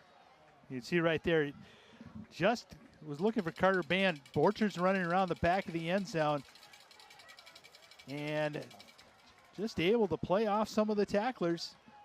Good run by Padani. Carter Band will be appreciative of that, because he was a wrestler here at Anoka. That's Caden Band. That's one of the other bands. You know what? I'm so used to calling bands. Well, all the bands. I mean, there was Carson Band last year, who was the wide receiver. Yep. Now there's Caden Band. Yep. Carter was the wrestler. Yes. Yep, There's you're just right. bands all over the place. Yep. And they all start with C, don't they? Their first name starts with C. And I talk to Toby quite often, and Toby's here is one of the dad who's hanging out here, and I think a few rows down from us. So he didn't want to go with the C for a name for himself. CB. I think a lot of his family members are watching from out in the, I think, Montana area on QCTV. So listening tonight, watching wherever. We appreciate that. 35-0, and there's a look at Minor, who is Ben Minor. As you said in your keys to the game, Jim, he has not been the big factor that they have needed him to be, and that's a big credit to what this defense has done for Anoka tonight. Their mission was, and priority 1, 2, and 3, as Coach mentioned from the pregame, stop number 7. They've done that. So they'll kick off here. Komich sees, again, Vale and Minor waiting back for it. Low line drive. They kick it right at Vale. It goes right through his hands. That ball's in play, but it'll be a touchback. Yeah, as soon as the ball goes into the end zone, whether it's been muffed, the only difference would be is if he had control and ran it into the end zone. That is correct. And, that would be the change. My guess is you'll see a run here or something, and Roseville's just going to want to get to the locker room and see if they can't regroup here down 35. Yeah, it's important that they, like you said, find a way to, get to the locker room without any damage, and then come out, and they're going to have to throw the ball. So Little, no doubt, has about 15,000 steps so far on his. They're going to break the huddle with 7 seconds left in the play clock. Yeah, hustles that out there, gets everybody to the line, and the handoff will go. Minor gets around and gets some room as the Tornadoes get a little prevent on the defense. Minor looks for some room to the outside, gets to about the 45-yard line, and that's where he will be stopped, and that will stop the clock as they reset and move the chains. And again, pretty soft zone here from this Tornado team, and they're not going to run another play. 3 seconds, 2 seconds, and that will do it for the first half here at Goodrich Field. A very impressive first half indeed. Padani doing it with his legs and his arm. Yes, and Zach Welch with 3 touchdowns. They're pitching a shutout. Couldn't have gone any better for the Anoka Tornadoes. It was definitely a fun one for Anoka and Coach Bo, and Coach Bo will get them together and take them to the locker room. We'll see what they do in the second half. At the Half is next. Hope you enjoy yourself here on QCTV, and we'll have the second half for you in a little while.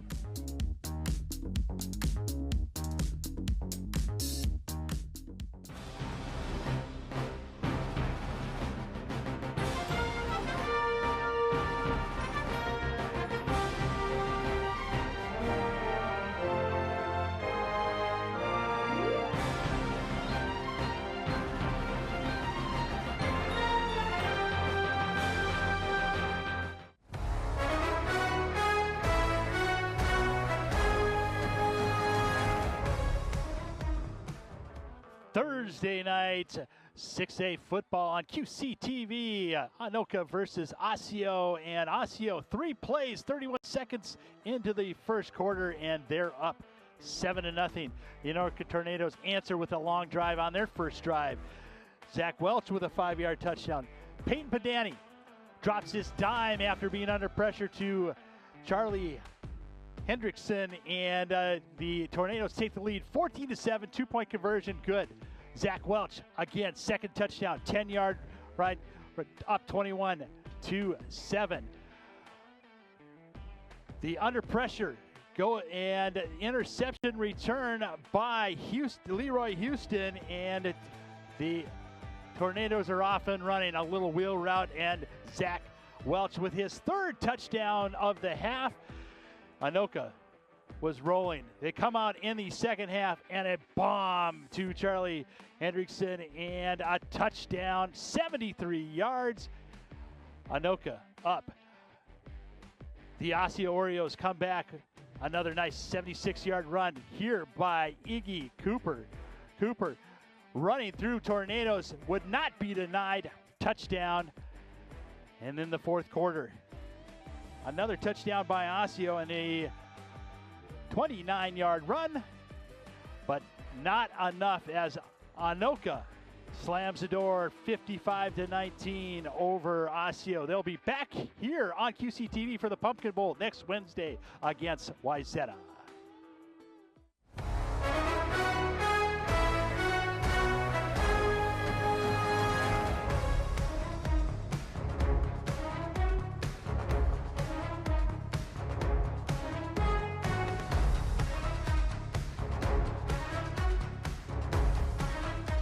Again, it's interesting that we're not concentrating on them right now.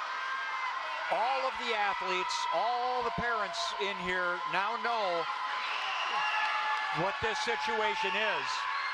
The battle for second and third. And right now it's Blaine in lane 3, Alexis Edwards trying to hang out against Emma Schritz for Anoka in 3. They turn even. Oh, my goodness. Final 25 of the second leg. Anoka way out in front in lane 5.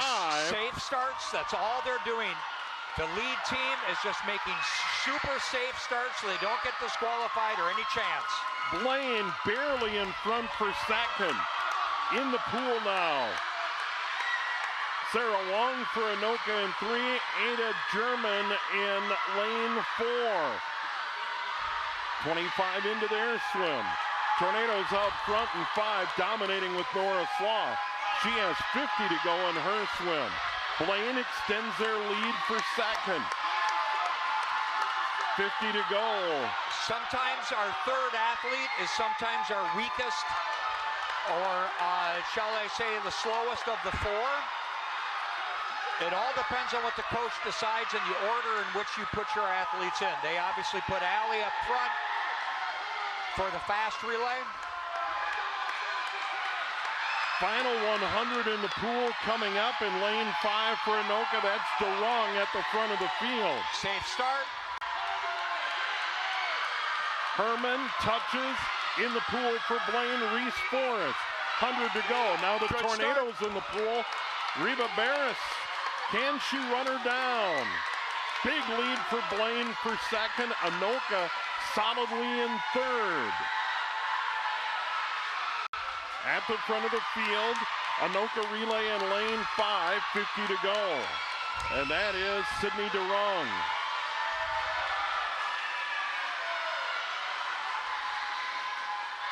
The Bengals solidly in second now with Forrest. The Tornadoes still have third over in lane 3. Barris. Tornadoes are going to win this relay, and that was established early. Tornadoes touch, they win at 3:54.02. Blaine will come in second in 4 minutes flat.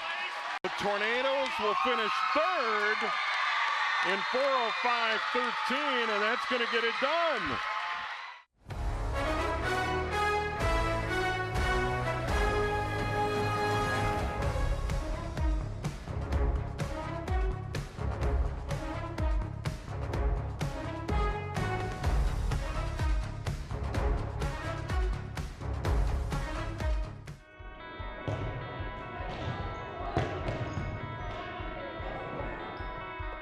Yes, we have sections coming up, and our first game is at Anoka. I love playing against Anoka. I think it creates a really good border battle between us and kind of lights a fire under our team. I would say it is kind of like a rematch, but I think the first game that we had was a really good battle against them. I always love playing them because it's a big competition, and I know some of the girls on the team. It gets like both schools fired up, kind of. Like everyone just looks forward to it around the school, so it's a big thing.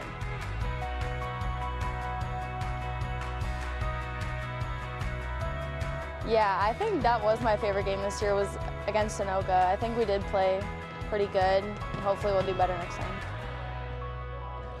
I want to say maybe our senior night was a really fun game. Who was that against? SLP. Yes, I think we just like all came together as a team that game. We all really hustled, made some good plays, and we just battled for each other. We go to Applebee's almost every game after, and that's like my favorite part of the season, is just bonding with the team. As a team, we do like a big chant in the locker room beforehand, and that's always fun to get fired up. What's the chant? Can you guys reenact it? Oh no. How does it go? Oh, yeah, no. No.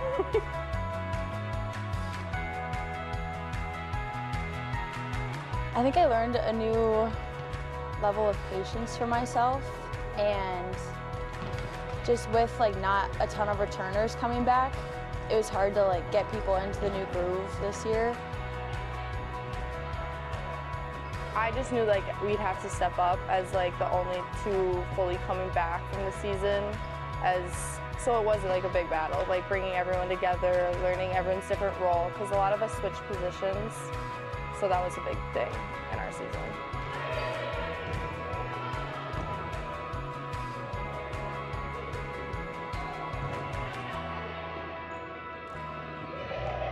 I really enjoyed our senior night game and all of like the fun things that we got to do, and making our boards and getting our sashes and our shirts, and I thought senior night was really fun.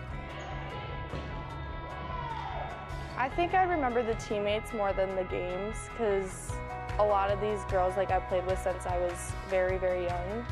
So it's like really cool and kind of hard growing up and then like leaving at the same time.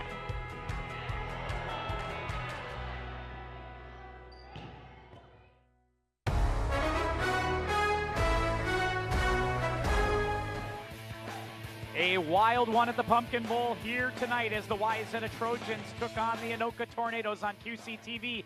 In the first quarter, it's Zach Welch. He goes 28 yards to the house. 7-0 lead for the Tornadoes. Back comes Wayzata on the very next possession. Touchdown from Caden Wong, 2 yards out. They tie the game at 7. Zach Welch, the immediate answer on the next possession. He pounces it in from 3 yards out. 14-7 Anoka. That's the score at halftime. Second half, things just got crazy. Kyle Beltwell, a little run from scrimmage, 30 yards on the ground, 2-point conversion good. They lead it 15-14. Padani, beautiful hit to Trey Borchers over the middle, and all of a sudden Anoka regains the lead on the great play from Padani to Borchers. Next possession, it's Birkeland to Sam Boo on the Pumpkin Bowl. The scary name and a scary pass play, 75-yard touchdown pass. Next one, Padani, first mistake of the game. It's a pick, and that pick proves costly because on the next possession, Wayzata takes it all the way down, and they get the score with Tim Lee. Touchdown there. And they lead it now by 8 points, 30-22. But then Wayzata makes a mistake. They drive down in the fourth quarter. Ethan Mossman gets the interception. The very next play, Padani winds up and fires and drops it right in the bucket to Trey Borchers in the fourth quarter. Big touchdown throw. Back in the game, 2-point conversion fails. Play of the game, fourth down. They got a chance to get the first. They miss it by inches. Turnover on downs. Then this late hit by the Tornado seals the deal, and it is the right call. He's already on the ground, takes the knee. There's the penalty. They hold on. They win the game 30-28 to the Trojans. They beat the Tornadoes tonight 30-28.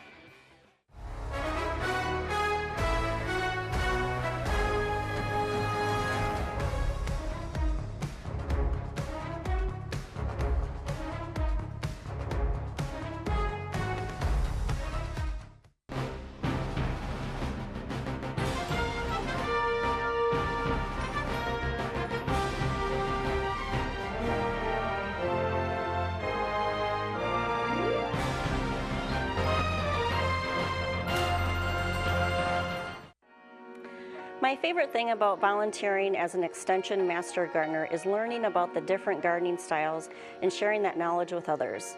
I love meeting and learning from people who care about educating, inspiring others through gardening. Whether you are a new or seasoned gardener, there's always something new to learn. In 2023, our Anoka County program will celebrate 40 years of teaching and working with residents. They learn to grow healthy plants and foods, improve local ecosystems, and create outdoor living spaces for people. I am one of over 150 Master Gardener volunteers living in this area, so one of our strengths is being familiar with the challenges other local gardeners face. Every May, the Master Gardeners host a plant sale fundraiser and sell plants grown and thriving in this region. The money we raise supports our community project and activities throughout the rest of the year. I am excited to see what positive changes we can make this year and the ripple effect it can create. Please visit the AnokaMasterGardeners.org to learn about upcoming Master Gardener events and services and how you can become a volunteer.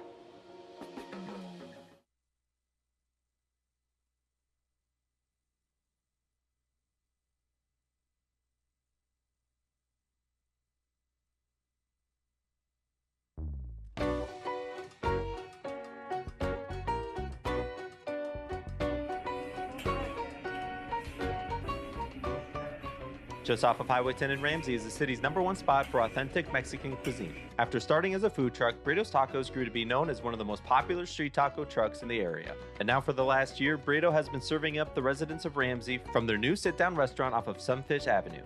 When I make my food truck, a couple of friends, they tell me, hey, where we can find a Mexican food, maybe different kind of tacos, authentic tacos. The tacos we make over here is a fresh meat. We cook every morning. The processes to make the food is a little longer. For example, the barbacoa, this is the meat we sell more popular, between 2 hours to 3 hours to cook. When they first time they see my tacos, #1 is the cilantro and lime radish, my traditional style Mexican tacos. Some people they surprised because they see very simple tacos, but when they try, wow, they are so excited to eat it. Of course, the biggest challenge facing the business today is the construction of the new bridge on Sunfish Avenue, making accessibility difficult for customers. But Burrito remains optimistic for the future and appreciates the construction workers who have become regular customers throughout their workday. When I rented this place, I know because the new bridge is coming, and I know sometimes it's very difficult to the people that coming over here. But I see a lot of workers for the construction. They work so hard to make the progress to be finished this year. The workers, they coming over here to eat in the morning. They try to support this business too, It's so nice for this guy. And I know the business is coming a little down, but we can handle it. For the time being, access to Burritos Tacos and other businesses off of Sunfish and Highway 10 is limited to a U-turn heading north on the highway just past Sunfish Avenue. Keep up with all Highway 10 updates on MDOT's website, and make sure to keep supporting small businesses like Burritos Tacos while construction continues. I like to see people very often, and I like to talk to everyone when they come, because I see the faces when they live. It's very nice, because they try to do something so different. So thank you for everyone to come and to enjoy our food. This is what we do over here in Burritos Tacos.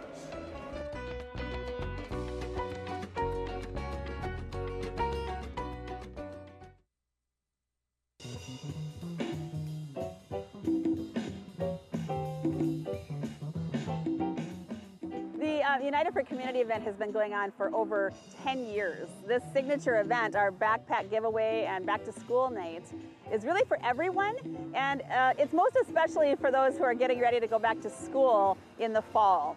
And some of the kids that are living in this community and don't have all the help or supplies they need, we give them a little extra boost as well. We give people a chance to register for a free backpack and school supplies the month or two ahead of this event. But all are welcome to come. We've got kids and families coming in. We work with community partners to celebrate all the things that we're doing in the community, and also to connect people to services that might be helpful or useful for them throughout the school year.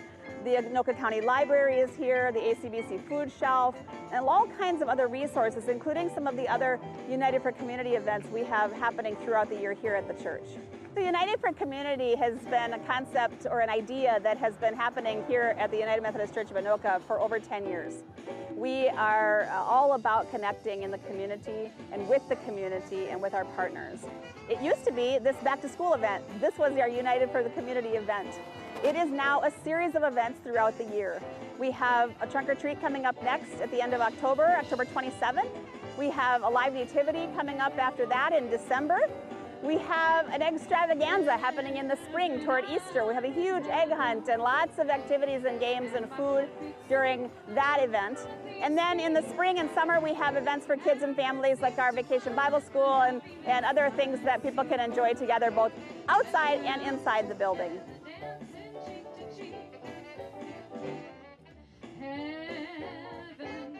The best way to get involved is to call the church office, 763-421-2378, or to go to the website at anokaumc.org. So that's anokaumc, like United Methodist Church.org. You can find out information throughout the year by giving a call or watching that website. We also have a Facebook presence and other places on social media. Watch the community pages, the community sign.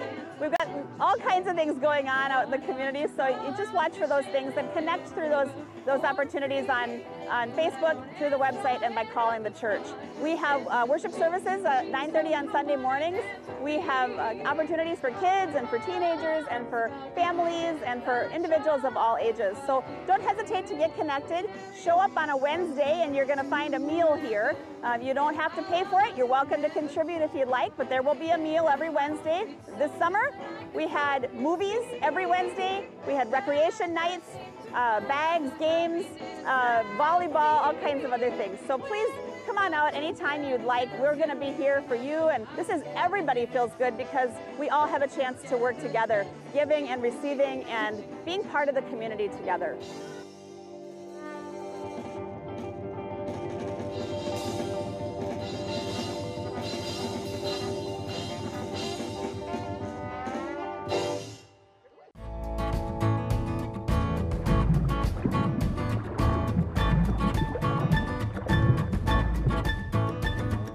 Game Fair returned to the city of Ramsey in 2024 and was a great turnout.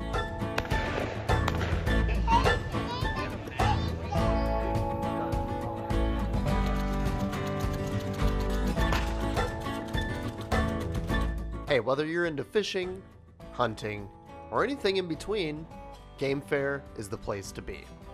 We spoke with some of the amazing vendors who were selling their excellent products. So be sure to come next year to score some great gear. But hey, the real star of Game Fair this year, the dogs. So many amazing dogs. Drum roll, Drum roll. Good job, drum roll. Take Bingo, for example, running through his obstacle course like a pro. But hey, let's pause Bingo for just a second for what I like to call the dogs of Game Fair.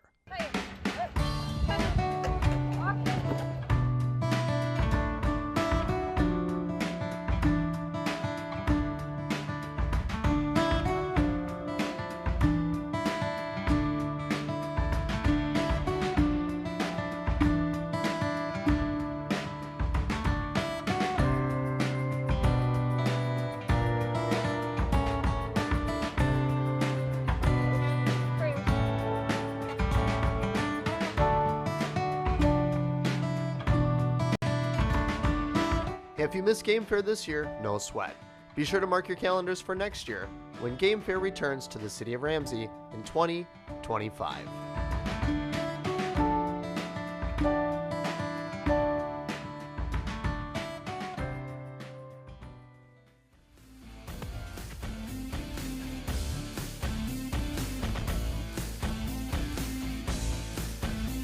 Hey, and welcome back, everybody.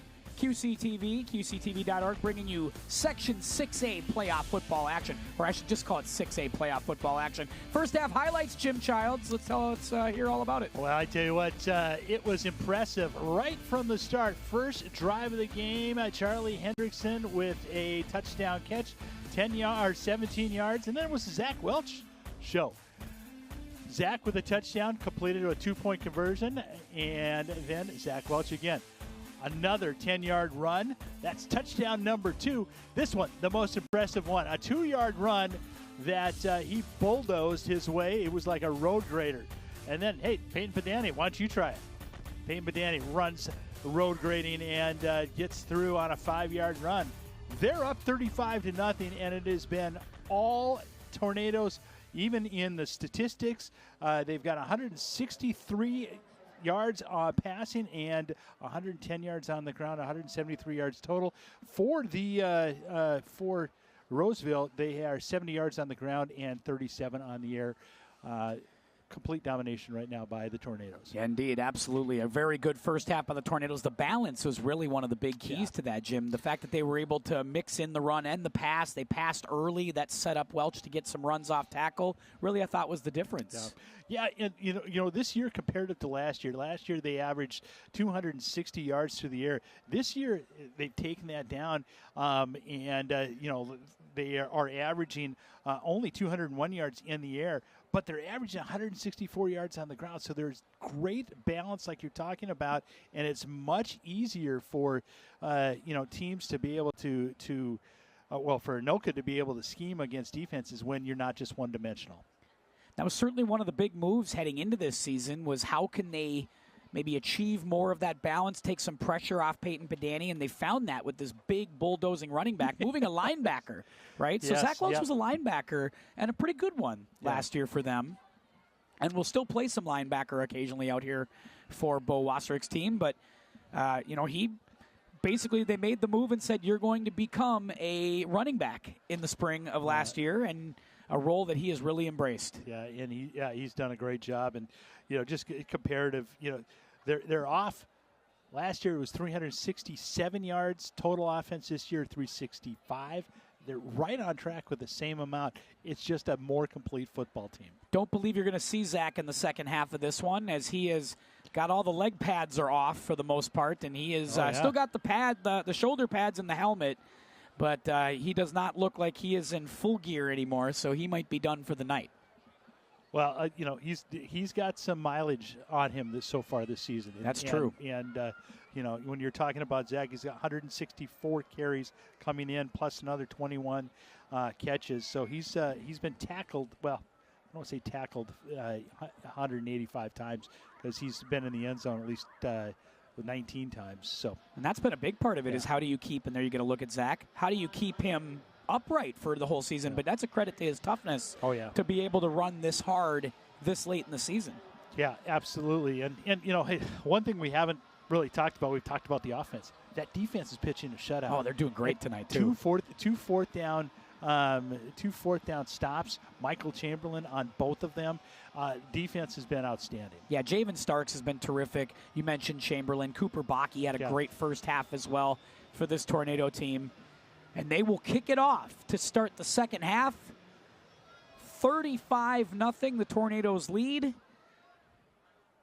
And Daniel Komich will send it in the air. Second half underway. Low spiraling kick that surprises Vail a little bit. And he's in trouble. He's out of bounds with it, but actually, nope, they'll let the ball go out first. And that will create an illegal procedure. Well, even if he's out of bounds and he touches it, it is a legal procedure at that point, and it goes up to the 35. It's always a little dangerous, though, to me. I always think, like, where do you touch that and then do you step out? It's very close. That was a very close play, but, yes, they will move them up. And the mic is not working right now. Maybe it's frozen here on our guy. It's not that it's that cold, but, I mean, the wind is still down. No wind here tonight, but temps in about the 40s. Well, we're just not used to it.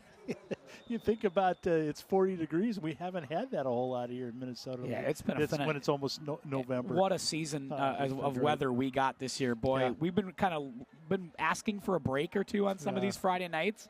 We've gotten our lucky breaks this year. It has been a great season for games. Other than night one where we had the cancellations and had a lot of games the next morning, other than that, it's been fantastic. Handoff Minor to start the second half. Being pursued by that Tornado defense. Gets around Duchesne, and Minor will take it up to about the 37, 38-yard line before he is knocked out of bounds finally. Coming in was Wyatt Rothram to make the stop. You know, we were talking during the break. You know, he's got 70 yards. Minor's got 70 yards so far tonight. Pretty impressive. 25 came on the last run right at halftime, but, you know, you think that we bottle him up and he's still got 70 yards. He's a tough runner. So second down and 8. He probably had to run about 30 yards just to get the 2 right there. Second down and 8 for Little. Little will give it again. Minor, again on a delayed handoff, will cross the 40 to the 42.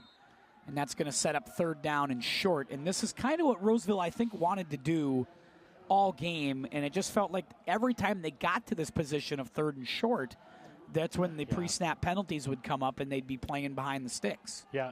And credit the Roseville defense for, you know, just having the answers, and putting pressure on them to probably do some things that they're not comfortable doing.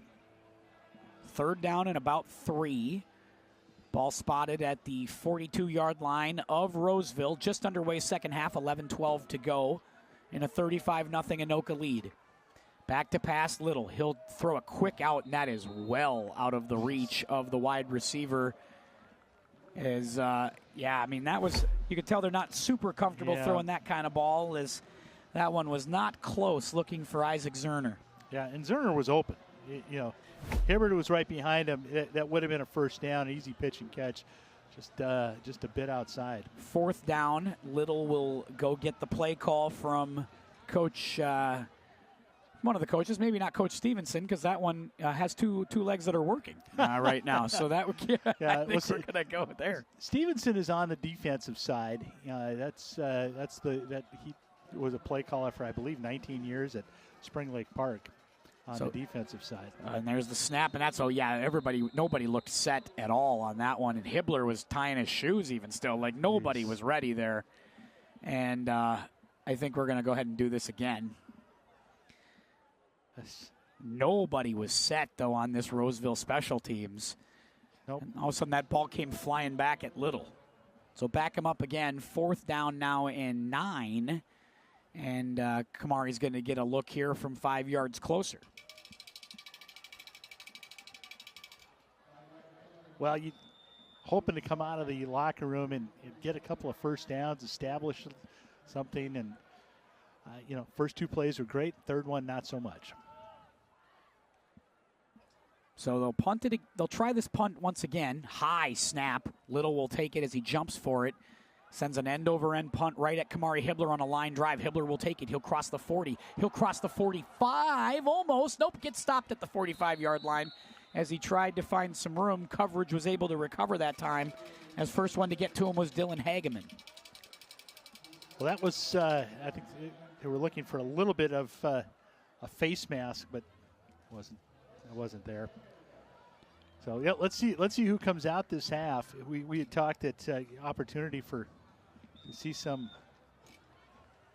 Well, most of the starters will stay out, but it will be Padani, but also number 23 coming on, and that's Benjamin Bergen, the young sophomore running back. And again, with no JV, you can bring guys up here a little bit. It's our first look at Bergen. Big, tall kid. Padani back on a 3-step drop, though. He's going to move, and he'll throw it on first down, complete it to a Beckway over at midfield. Beckway about 5 yards. I mean, if you were going to make a prototypical wide receiver that is a possession-type wide receiver, it's him. His body control is so good. You watch him right on the sidelines here. But Danny rolls out. His outlet is right there. He's got his 2 feet down. Make sure he secures the catch. And it's a 5-yard gain. Are you suggesting that a Beckway was built in a lab and that he is a cyborg? Well, I'd also throw it to him deep, too. So he's not just a possession receiver. Yeah, why not? Yeah, he's... So Bergen stays in the backfield with Padani in the pistol. Back to pass again, 2-step drop, big pressure coming, and they will sack Peyton Padani, and that was instantaneous pressure. Cameron Finney comes in and puts the hit on Padani and brings him down. They bring a blitz from the linebacker there that time, Jim. Yeah, and Bergen's responsible for picking that up, and just late on getting over there. He saw it. He just was late on getting over. Yeah, that was a welcome to the party, pal kind of moment right there for Benjamin Bergen. Sets up 3rd down and 15 for the Tornadoes. They'll stay in the pistol. They go 3 to the high side. As it's Hendrickson, Borchers, and Ban with a Beckway on the near side. A rollout opportunity for Peyton Padani. He's going to be pressured. He's got to throw it on the run. He'll complete it, and he'll break a couple of tackles. I think Ban, no, it's Borchers. And they'll be well short of the first down. And we got a player down for Roseville. Yeah, and that is Hood. That's not somebody you want to have down. He's one of your best tacklers, and offensively can help out with the blocking. But Andy comes right on the side. Here you see Bergen. Nice job of picking up one of the Roseville Raiders. And it was well covered. No place, and Ban ends up getting about 3 yards, or about 6 yards. Marcel Cross brought the pressure that time for Roseville, but they did get rid of it. Now it's 4th and 8, but Hood is still down on the far side. Now they're helping him up and getting some applause for him. Hopefully he's okay. And now after the injuries, the ref's saying, okay, not a timeout. Everybody back in here. 4th and 8, and Coach Bo is sort of against punting, like not a fan of it, I don't think. I think it, like I said, I think it wakes him up in the middle of the night in cold sweats when he has to punt. So he's going to go for it on 4th down and 8. And he's got Bergen in the backfield again with Padani with 3 wide receivers up top. Snap was a little weird. Padani was able to handle it. He's going to go one-on-one with a Beckway complete and a first down as he crosses the 40 to the 35-yard line. A beautifully thrown ball and a wide open Afthea Beckway. Yeah, excellent job by able to find it. Your one receiver that you know you can go to, and they've got plenty of them. But a Beckway right there in Van Voot. And bring it back. It looks like maybe a penalty here on the Tornadoes. Yeah, bring it back. Oh. Yeah, it was a wide open toss and a first down, but Laundry on the field. Going to probably be a hold on the Tornadoes here. So I missed what the referee had called there, but that brings it back. Yes, sets up 4th down and I believe 18 from the 47-yard line. And now you punt. Yeah, you can. Mossman is back there. You can't not punt on this one now. So they will set up for a punt.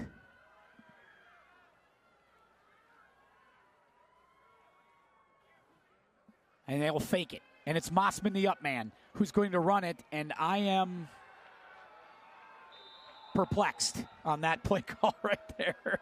I am not sure what we were trying to accomplish on 4th and 18 by running the up man. Again, just completely against it. You're right. Kellen Brewer was back there waiting for the punt and went right to Mossman. And I think Coach Bo is asking for a clarification. Maybe that's not what he wanted to do, but I think he's asking what happened. What did we see? And that's a gift to the Roseville Raiders. Yes, absolutely. So a chance to come back. Trying to be too smart by a half right there, and not so much. 35-0, Anoka still leads. Oh, Little had nowhere to go as he thought he was going to have a pitch man, and now he is backtracking in a big way. He's got to run for his life as he gets to the 40, and he's run out of bounds as that play was blown up from the beginning. Leroy Houston comes in to put the pressure on and finally knock him out of bounds. Yeah, well, the sophomore Brayton Belke is in there for Minor. They're going to switch out now, but he went the wrong way. It was an option play, and Bell went the wrong way. Just left Little out there, just hanging. In good coverage by the Tornadoes.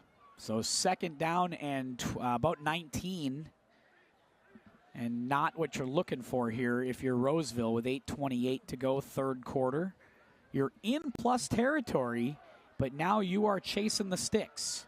Bring a man in motion. That's Vale. Or take that back. That's Hood back on the field. Minor on the handoff. He's able to turn past one tackler, get across the 40 before finally wrapped up and brought down. Good pursuit from Ryther. Seeing some sophomores out there now. Ryther. Yep. Nice tackle on a really solid runner. Well, I tell you what, he is so smooth. You just watch, Minor move, and he's at a different level than everyone else in the field. Yeah, he made a nice job of turning that corner. Little gets the play call, will come back in, and you're right, a lot of backups in on defense on this particular possession. A lot of those guys that have played a lot of JV ball this year. Yeah. Now getting a chance to play here in the second half of this varsity game. Kind of valuable time. Little on a quick out, completes it to Minor. Gets around the first tackler, gets around the second tackler, and he's going to get a first down before finally run out of bounds. I think let's see who was still on the field there for that one for the Tornadoes. Trying to get the number. Looks like 28. 28, yeah, it's Knapp. Knapp. So, right. They keep one starter on the field. Look at the move by Minor, just leaving some shoes back at the back. No kidding. So Minor gets the first down. Knapp stays on the field as kind of the one, maybe the starter, kind of the captain of the defense here. Is a lot of different guys out there having to play different assignments. Devin Lucas out there as well. Mm-hmm. But a lot of different folks getting some time on the field. Handoff, not much going up the middle. A little counter trying to get the pursuit of the Tornadoes to flow towards Minor. Good to see Hood back in. Quentin Hood getting that handoff, getting a yard. I've seen that. I think that's the second or third time they've called that play, and it's just not much there.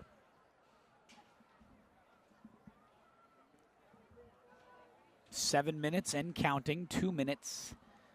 Second down and 9, I should say, on this drive. I got my hand warmers at halftime. That was see, I got that. I'm always ready, man. I'll tell you what. I want to thank my folks in the press box for hooking me up with that one. I appreciate that. Shotgun here for Little. That must be a district-wide deal. I didn't get one. Well, you got to know the right people. Little back to pass, going end zone. There's double coverage back there, and it's knocked away. Minor looked like he might have had a step, but the safety came and brought some pressure over the top. Ryther was back there. Yeah. And also back there looked like number 10, Devin Lucas. Lucas and Ryther had good coverage on it. It was surprising to see that it got all the way to it. Yeah, this one, get off the back foot, just kind of chucking it. So 3rd and 9. It's really the first time we've seen them get real aggressive, try to go deep with Minor, other than that one fade route earlier in the game. 3rd and 9. From the 29-yard line. Little delay for Minor up the middle. He'll pick up 2 yards, maybe 3. Yeah, nice job by Jaden Fox to he did exactly what he should do. Turn Minor back into, don't let him get outside, and did a great job of just what they call sealing the edge. So going to get the play call on this crucial 4th down. And obviously they're pitching a shutout, so this is a big deal even for these next-level guys, these backup players coming in. They want to preserve this shutout and make some plays. Yeah, practice on Monday may be a little bit easier if they pitch a shutout the whole way. So 2 receivers. They fake the handoff on play action, little slant over the middle, and that is caught at the marker. Dre Ellis was there in coverage, but that's going to be caught by Zerner, and that's a first down for Roseville. Well, kind of the same thing they had earlier. Zerner's got now 2 balls for a first down, and that was a battle. Zerner, nice job of keeping control of it. Good coverage. Yeah, decent coverage there. Dre Ellis on the outside. And again, they thought maybe he didn't catch it, but catch ruled by the officials. Call made. First down, Roseville, in a tight I formation once again for Little under center. The give. Minor, stutter step. Gets to the outside. He'll get to the 10, get to the 9 before he's brought down by Josh Reither. And getting a little help from Ellis. Well, he continues to churn away. Focal point of the offense. He gets out on the as a receiver. They throw it to him. He's back behind. They give it to him. It's he is a pretty special player. Second down now. Second down and 3 as he got out of bounds there. That's what stopped the clock. So 5:13 clock stops. Little hands off. It's Minor. Going to go untouched this time. He'll walk into the end zone. Touchdown, Roseville. Nice little drive by the Roseville Raiders as they get themselves on the board with 5:08 to go in the third quarter. It's 35-6. Yeah, nice run by Bell. Good blocking up front. And that will get Ramos on for the extra point. Trying to cut in here and make it 35-7. And now they'll do something different here, a little bit of that swinging gate. Going to try to give Coach Bo a little taste, and that's going to be blown up here. Referee said, nah. So illegal procedure. We'll find out what we call here. Yeah, they'll say, nah, that's not going to work. Going to have to try something different. Yeah. So now it'll be a 25-yard try. So I'm assuming you just do the standard extra point here, Jim. I would like to think. I mean, so Ramos will line up for this one. Yeah, the ball will be spotted at the 15. So, yeah, about a 25-yard extra point, and that's blocked. That is blocked and no good. Devin Lucas and Dre Ellis were in the backfield, and they blocked the extra point. It was a high snap anyway. Yep. So that was going to be a tough one for Ramos to get down, and now with 5:08 to go, it's 35-6. Well, you wonder if Anoka doesn't try the fake punt, does that turn into a touchdown? I'm sure that's one of those things that you think about a little bit on a 4th and 18. Yeah, sometimes you just go ahead and punt that. And sometimes we overthink this process, don't we? I mean, well, again, if that's the only mistake that's made tonight, which has been the only mistake that's possibly been made. That's true. It's and like I said, I don't think Coach Bo gets up to an alarm clock. I think he wakes up in the middle of the night with a nightmare of punting. I think that's what wakes him up. A cold sweat, 3 o'clock in the morning, and he says, you know what, it's time for me to go to work. Yep. But at least he sleeps. I'll give him that. Sometimes as a teacher and a coach during the season, it's hard. Well, yeah, I mean, and this continues to be the amount of coaches and staff that are part of this and the amount of time that these coaches put in, it's pretty immense.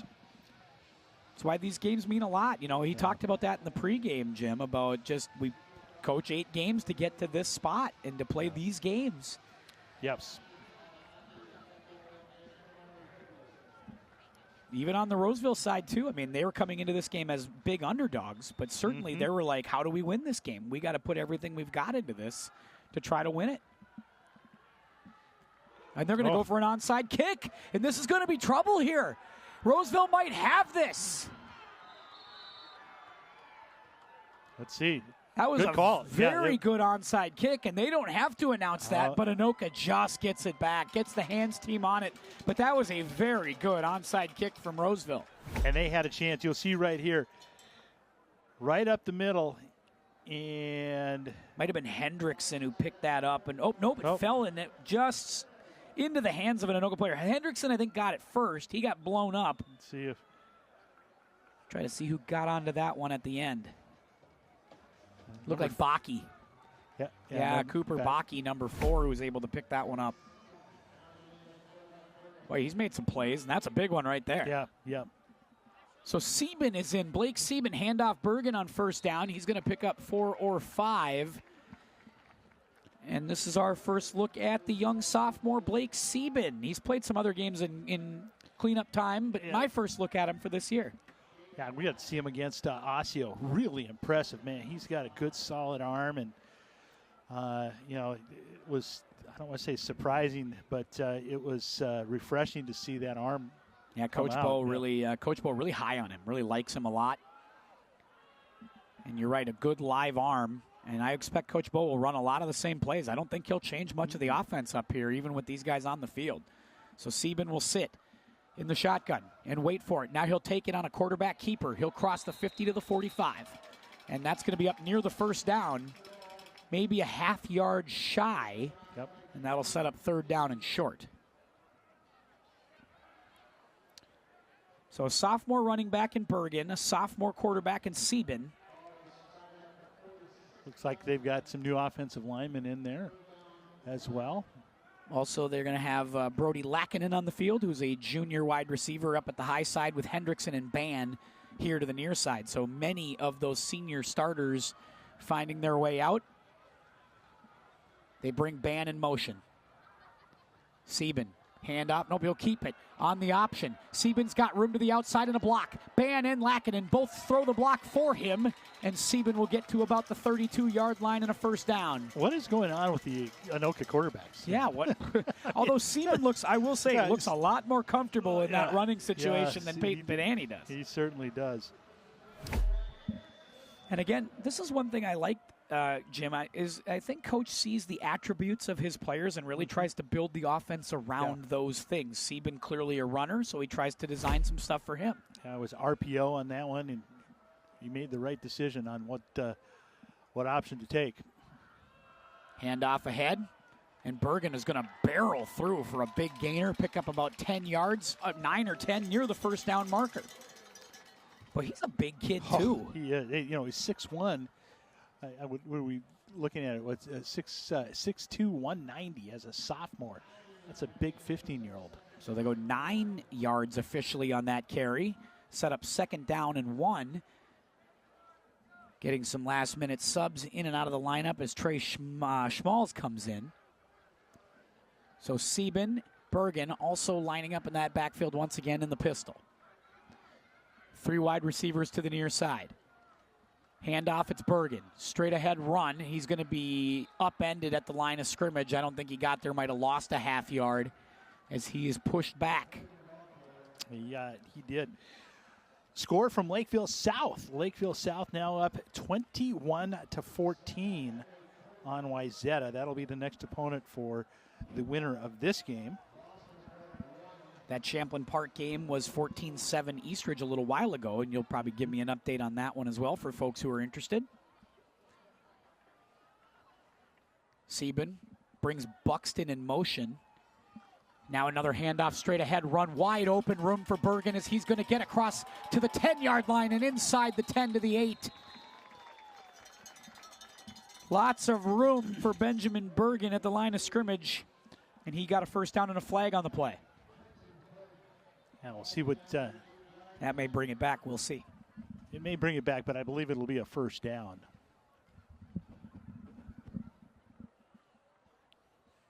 Looks like it is against...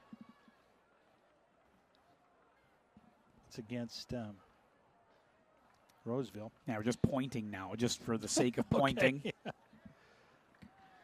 Could be pointing at the concession stand for all we know. Chick-fil-A sandwiches. Yeah, Chick-fil-A sandwich sounds quite lovely. Again, no free ads, but you're more than welcome to bring me one if you have the ability to do that. Yeah, it's personal foul face mask. Yep. Ooh. Face mask on Roseville, so that'll tack on half the distance to the goal here as well. This is all freed up by that block by Buxton, too, off the snap. Very good call, Tim. Let's see. Right here, face mask. You can see. Oh, yeah, right there. Oh, the officials can see that. Hey. Well, stop it. Here you are with your Viking stuff. Sieben fakes the handoff. Now he's going to roll out and throw it. He's got an open guy. It's caught. And it's a touchdown. Charlie Hendrickson. His second of the night, and it's right on the goal line, and he will cross for the TD on Blake Sieben's nice little play action fake. Wide open Hendrickson. Yeah, great job. Hendrickson, second touchdown. It was a little short. Sieben, I think he was so wide open. He was like, well, I just got to get it to him, and just about short hopped him. Well, a very good drive by this young offense of the Tornadoes here. Yeah. Well, what's special about this is when you get up like this, to allow the experience for your second and third teamers in a playoff game is invaluable. And against starters on the other side. These are varsity guys that they're playing against. Yeah. Stephen, good fake on that. And great catch, really good catch. Boy, I don't even know if that cat crossed the line. I almost wonder if he's at the one, but that's hey, we'll take it. Yeah, they talked it over. Yep. So update at Champlain Park, now up on Eastridge, 21-15, and that's the 3-6 matchup in that's in this side, right? Yes. So. Big and Farmington is losing to Prior Lake. That Prior Lake is the lower seed. St. Michael Albertville is up on Stillwater. They're the lower seed. Shakopee, no problems with Eastview. Eden Prairie, no problems with Woodbury. Edina is cleaning up on White Bear Lake. And Egan now up on Osseo, but Osseo had the lead earlier. That would be a big upset. Osseo putting up a nice fight in that 2-7 matchup. That's a lot of fun to see. Well, you know, the last two champions have come from the north side. Centennial, Maple Grove. Maple Grove looks really tough, but, you know, the balance of power in 6A is starting to come back to the north side, which is excellent, and you can see it here in Anoka. So Komich will kick it off after the touchdown drive for the Tornadoes. It's 42-6 with 2 minutes and 2 seconds to play here in this third quarter that has moved along fairly quickly because both teams are running the football and running it well. Kick return. Now, again, they'll hand it off to Minor off the kick return, and Minor looks for room across the 30-yard line. A host of Tornadoes will greet him at that spot and knock him down at about the 32. Well, I tell you, he had there's a Tornado down. Yeah, down player right there, number 27. That's Jaden Fox, and that's, again, a player who put some significant time on this team. Don't want to take an injury at this stage. Hopefully he is okay. Yeah. But again, that was a much smoother handoff than the last one where it was handed off on around the thigh area. Pretty decent crowd out here tonight, although not as full as it normally is because obviously it's a little different when it's State High School League night. It's a little colder. Mm-hmm. But still a half-decent student section as they are in their neon out this evening. Well done by them. You know, looking at the schedule from the regular season and, you know, lost to St. Michael Albertville. I think they probably would like to have that one They'd back. love to have that one back. And the one sure. to Wayzata. You know, they really could be a 7-1 team going in. They were boat raced by Maple Grove, but those other two games they really felt like they had and should have won. And it is what it is. I mean, I think they maybe learned from those experiences, but playing a complete football game for the entire 48 minutes has been the thing for Anoka this year. And when they do it, good things happen, like the game against Blaine, the game against Champlain Park, certainly against Osseo and Coon Rapids in those stages, and Centennial as well. Yes, yeah. The Centennial one, to me, to be honest, Centennial was the shocker. Not a shocker, but to throw a shutout against a team that runs the ball as well as they do was excellent. And, you know, hats off to the defense. The defense has been so much more improved this year. That Centennial game was probably the win of the year for them. I mean, that was the one you hang your hat on for sure. First down, Little option, gives Minor to the outside. Get able to break a tackle, but then knocked out of bounds, no gain, maybe a loss of a yard as Lawrence comes in to make that play. Dawson Lawrence, as we start to get calling some different names here. Yeah, I was hoping to see, Trey Borchards. His next touchdown will be number 20 in his career. Wanted to make sure I give you a call out for that in case. Got to shout it out. Yeah. If it happens next time around, we'll see. Yeah, and in all likelihood, I think we're going to see Anoka win tonight, and they will have a home game next week. That would be certainly a lot of fun. Handoff up the middle, nothing doing. As again, this Anoka defense is proving to be quite stout. That's Javen Starks and Concho Naquenti coming in to make that play. Yeah, what's great about Starks is Starks is a senior. I thought he was a junior, but he just plays so well on the outside. So 3rd down and 10, and the offense just does not have an answer for this Anoka defense. Defense looks in. Assistant coach Jeff Berkeley calling the plays down on the field, while Coach defensive coordinator Adam Denicky is up in the press box calling down those signals. They've got that system down to a science. Little on a play action. He'll roll out and throw it, and it's intercepted. Intercepted at the 40-yard line. A little soft toss. Didn't get enough air on it. And Jackson Justice gets the interception for the Anoka Tornadoes. Well, it was a zone, and everybody was looking back, and Justice just took 2 steps back, and looked like he kind of fumbled it a little bit. It was able to hold on to it. Well, I think he was surprised it was in his lap like this. Look at this ball, right to him. Yeah. Great job by that defense to get him turned over one again. So the offense will come on the field, and it'll be Sieben back to work for this Tornado offense. At least we think. Yep, here they come out. Bergen and Sieben, the last to come out. And at the line, 3 seconds on the clock. And a handoff and a fumble by Bergen. And that's picked up by Roseville. And Roseville will get it right back on the turnover to the 45-yard line. Bergen didn't look ready or comfortable, and I think a lot of that, and Coach Bo is fuming, but it just didn't look like they were ready coming out of that timeout. They hustled to the line, and nobody looked set or comfortable. And it's coaching time for for Coach Bo. Yeah. So good.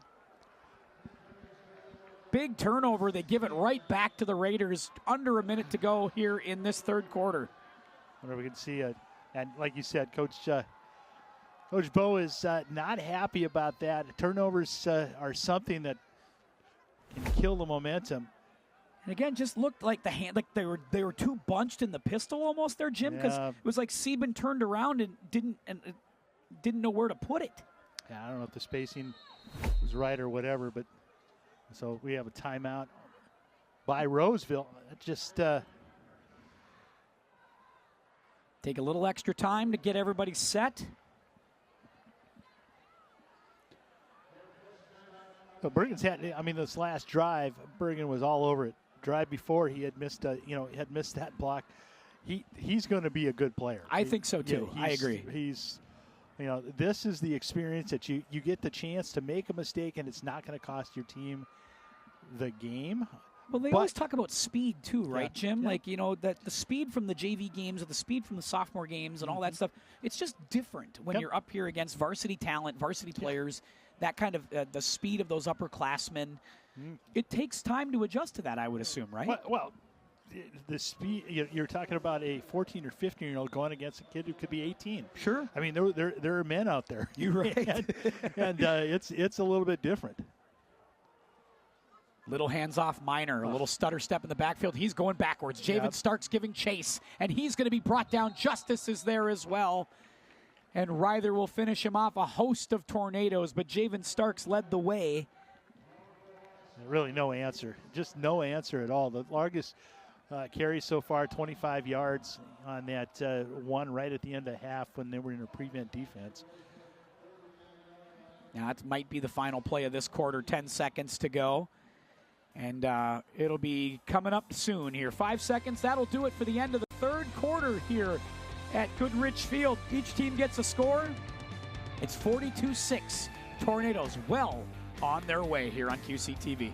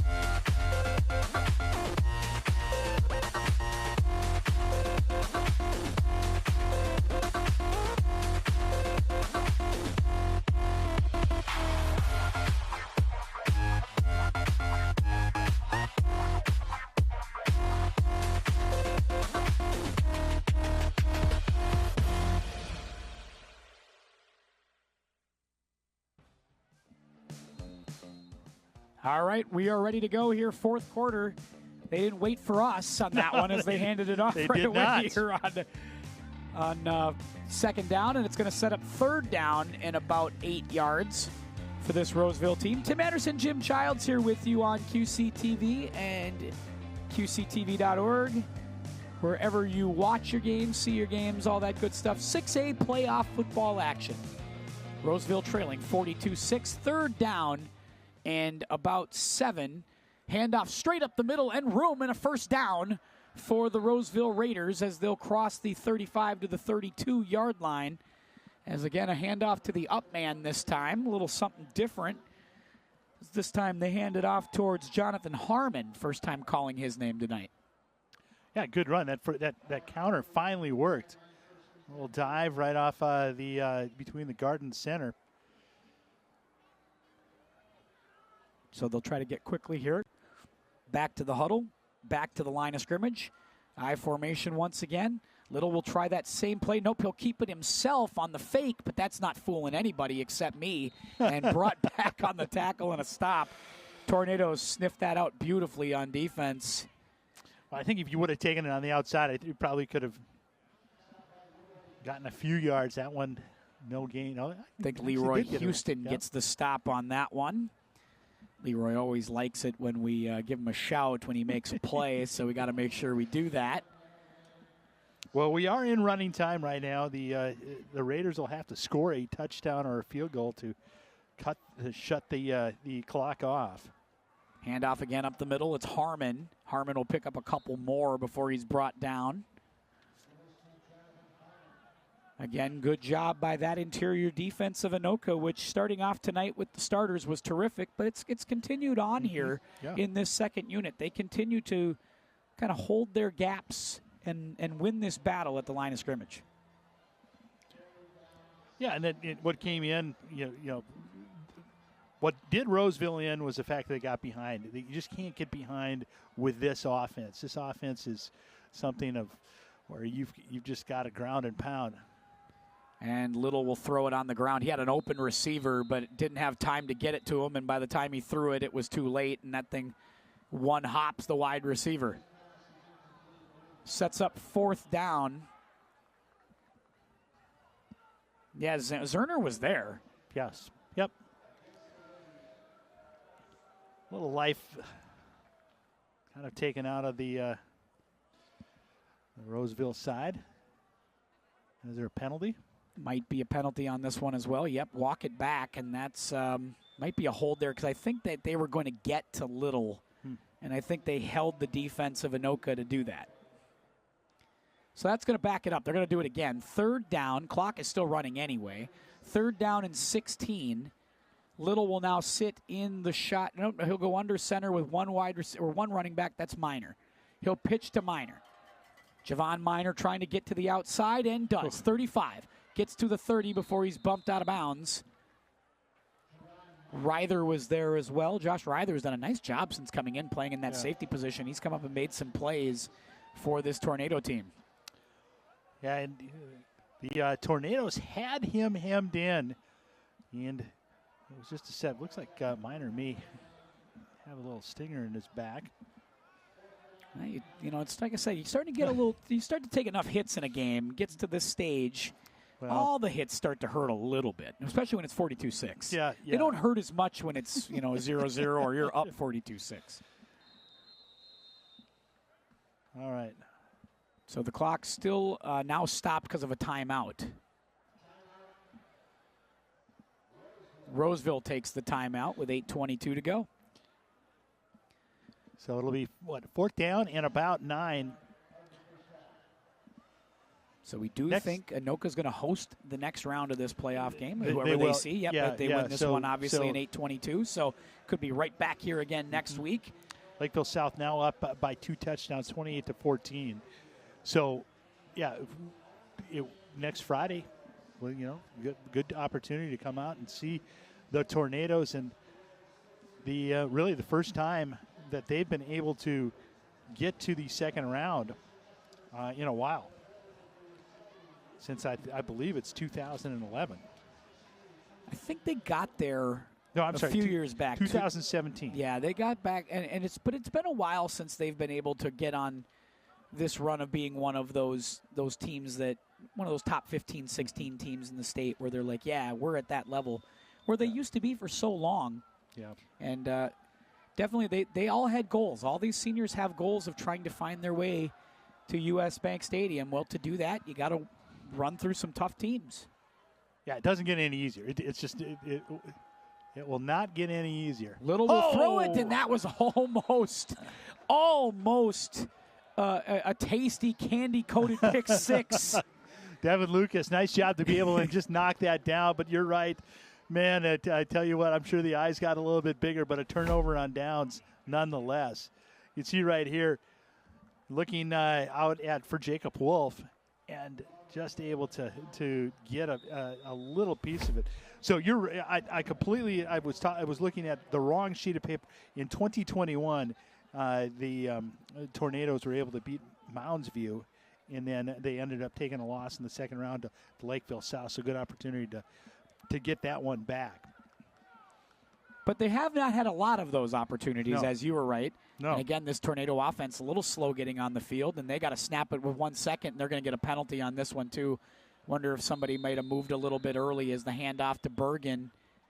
I don't know if if the offense isn't hustling out fast enough or not getting the play quick enough, or they're not getting enough time. At least they feel to shuffle their offense on the field. Well, sometimes you're shuffling in some different players, and you've got to find those players. And Lackinen, where are you? Yeah, get them all out there. Yeah, and so there may be some discussions on who's going in there. Legal shift called on the Tornadoes here, back them up 5 yards. So that'll be first down and 15. So from 2017 to 2020, Anoka had won 3 games total. Yep. And then 2021, they went 6-4. Took a step back in 2022, went 1-8. Last year, 6-3. Now they're going to move to, 6-3 for this year. Hand off Bergen. Bergen will get to the 25 to the 26, maybe a pickup of 2. So really a remarkable turnaround in consistency. 6 wins for 3 out of the last 4 years. Coach, the coaching staff, players, the community really need to be proud of what they've been able to do. A steady culture change, right? It starts with, coming in and setting a tone and bringing a system that you feel good with, that you got a scope and sequence that you feel good about, and just driving a message home every day, and it's worked. Hand off to Bergen once again. You'll get across the 30 and get to about the 32 or 33-yard line before he's brought down, sets up third down and about 8. Last time the Tornadoes made the final 8 was 2011. They ended up 9-2 that year. Lost to Eden Prairie in the quarterfinals. And they would love to get back there. Oh, yeah. Quarterfinals are not. They play the semifinals at U.S. Bank, and obviously the finals there. Would definitely love that experience. Those guys talk about that a lot. If you chat with them around the school, they always say, like, getting there is the goal. It's what we think about. It's what we dream about. It's what we want to see this season end with. And these guys have put a lot of thought into it. Yeah, you're playing at the best stadium, maybe in the United States. I mean, the football stadium. When you look at, where it's at, SoFi might be better. But Siebin's got a run for it here. Able to avoid the first line of attackers, and he'll get out to about the 40. That's close to the first down marker, actually. And he gives you that little extra gear that is fun to watch. Yeah, he's got a little Jets pack on his back. It'll be a 4th down. Long line of Siebens that have played. Obviously there was, I think, Caleb there and many others, I'm sure. I feel like there's been a Sieben at Anoka for as long as I've been there, and I've been there over a decade. I feel like there's always one there. Coach Ben Sieben is, I believe, the president. Handoff Bergen. That's going to be the first down on 4th and 1. He's going to get it and then some as he drags some Raiders with him across midfield. And he's old school. He's got the little neck pad thing. I know. He looks like a middle line. It's just such old school looking football. Little there. Brian Bosworth. Yeah. Well, actually, Mike Allstott. I think Mike Allstott. Yeah. That's the kind of look that. You gotta love it. Mm-hmm. Absolutely. And there you get a look at him right there. First down and 10 at the 48 as they have crossed midfield. They'll keep it. It's Sieben on a beautiful quarterback option, and he will take it across the 30 to the 28-yard line. Blake Sieben put that right in the lap of Bergen, and then at the last possible second pulled it back and had all kinds of room. Yeah, run option, and just a good decision making. You're looking for keys. Where's the linebacker? Where how is the line blocking down? And he's made some excellent decisions so far tonight. Sieben back in the pistol here once again, 1st and 10. Look back for Coach Bo, and he'll keep it again. Same play, the exact same play, and Saban's got daylight, and he's untouched to the end zone. Touchdown, Anoka, Blake Sieben. And they're going to flag on the field. Back it up. Yes. The tornado siren, you must turn it off because it's going to probably come back.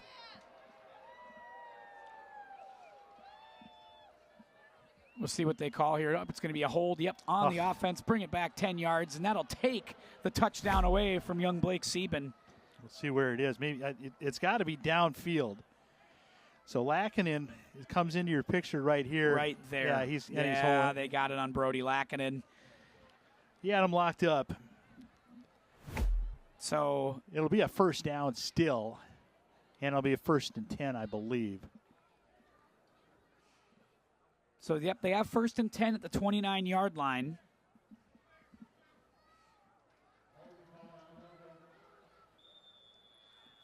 And that's kind of the thing. They've had a few of those. Not so much tonight, but definitely during the season, they've had a few of those penalties at inopportune times.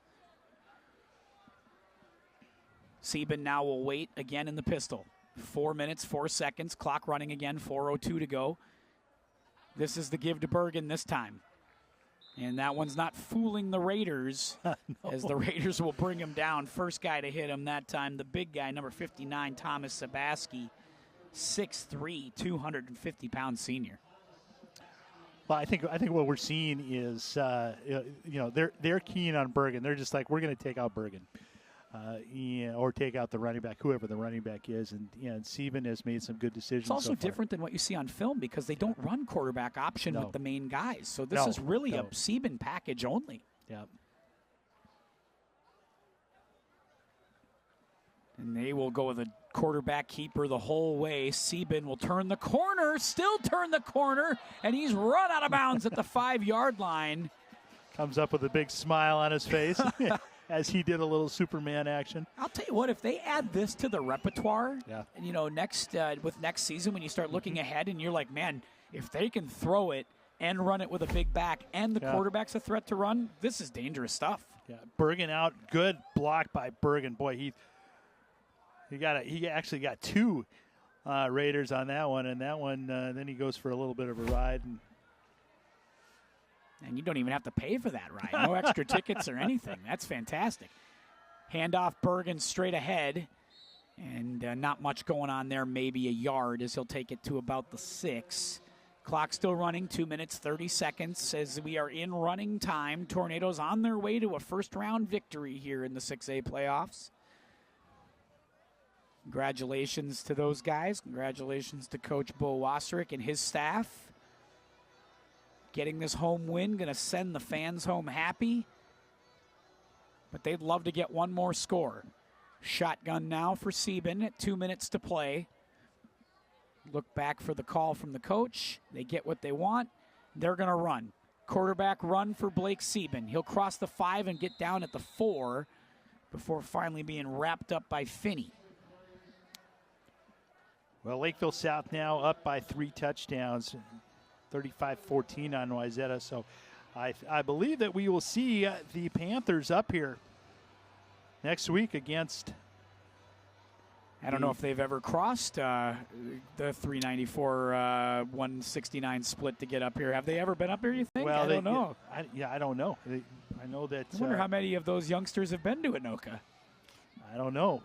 But they're going to have to take the long bus ride from Lakeville up here, an hour long. Hate to see somebody get stiff on the way. Yeah, we'll recommend him some places to go. Handoff Bergen to the end zone, and he is in for the touchdown. Benjamin Bergen, a touchdown. And they lead 48-6 to the Tornadoes. And another really nice drive from Blake Sieben in this offense. Yeah, all on the ground. Ben Bergen there with the touchdown. Getting coached up again by Coach Bo. But Sieben and Bergen the whole way down. Great job. We do have another final in Champlin Park with the upset over Eastridge. 24-22. That is now a final. Who got that upset? That was Champlin Park. Wow. Yep. Extra point is good, and it's 49-6. Boy, hats off to Coach Keenan and that group there for getting that one done. Another upset, St. Michael Albertville over Stillwater. That St. Michael Albertville team, even though with that win against Anoka, they didn't have the numbers they wanted, but they were dangerous. That was a team I just didn't want to play under any circumstances. They're a little Jekyll and Hyde. Another upset, Prior Lake over Farmington. Prior Lake has got just a killer schedule. Their seeding was a little off on that, but congratulations to the Rebels. Well, the member cities are doing well. Yeah. We've got Andover playing tomorrow against Sauk Rapids Rice. That could be a trifecta in the member cities going. Well, it makes Ryan happy because it gives us stuff to do for another week until those winter sports fire up. You got to continue to keep the content rolling. Mm-hmm. Absolutely. And a nice job by our crew here tonight once it's again. Been great. Ryan did a great job in the truck. Our guys braving the elements out here tonight, too. A little cold, and it gets colder when you're standing behind that camera. So a really nice job by our crew and everybody putting in the time here tonight on QCTV. They're busy this week. They got the big Grand Day Parade, the Anoka Ambassador Coronation coming up here as well tomorrow. So it is a lot of stuff going on. And for them to work a late night tonight, that's we appreciate it. Great job, everybody. During the interview with Coach Bo, as the kickoff here. We'll try this again. Vale will take it, and this time he'll just hang on to it. And There he's he got goes. room, lots of room, as he gets out to the 40 before he's finally brought down. He definitely has an extra level there, but he talked about Cody Lindenberg. Today, Coach Fleck actually brought up Cody during his press conference and talked about how the communication, with the new headsets in the helmets is helping, and how Cody is the one that is giving the instruction to the rest of the defense. So a shout out for Anoka football. First down and 10. And we get to the last minute of this one, and the last minute for the Roseville Raiders football season. Straight ahead run picks up a couple of yards. Jim, this has been fun time. We love getting a chance for us to do games. This was a good one tonight. Yeah, absolutely, and really nice to see the Tornadoes come out and talk about running with purpose. And that should do it. That will do it indeed. The Tornadoes. They're maybe get one more play here as Roseville will try to hustle to the line and get one here on 3rd down and 2. Shuffling in and out defensive players. Potentially the last play. Another straight ahead handoff this time. It's one of their big fullbacks. It might have been... it's 55 right there getting that handoff as we yell out for Owen King. An offensive lineman. Getting senior. 3 seconds, 2 seconds, and that is going to do it. Nice job by the Anoka Tornadoes. They get a win in round 1 of the playoffs. They advance, and Lakeville South awaits. And that should be a lot of fun to see. Your final score tonight, the Anoka Tornadoes 49. The Roseville Raiders 6. And good one here tonight for everybody to head into the weekend. That's a lot of fun here on QCTV. Once again, on QCTV, you're going to hear that the audio of that Andover game tomorrow, but you'll also see the Anoka Grande Parade. You'll get a chance to see the ambassador coronation, all the good stuff happening as we get into the Halloween festivities here in the Anoka area on QCTV. And then we've got the Mini Pumpkin Bowl coming up Sunday night. Pumpkin Bowl Sunday. You're going to be here for that. I'll be here for that. Can't wait to do that. Another great job by the crew tonight. Sensational job by everyone. Great job, everybody. Thanks so much for tuning in. We hope you enjoyed it. On behalf of our entire QCTV crew and Jim Childs, this is Tim Anderson saying keep your head up, and we'll see you next time.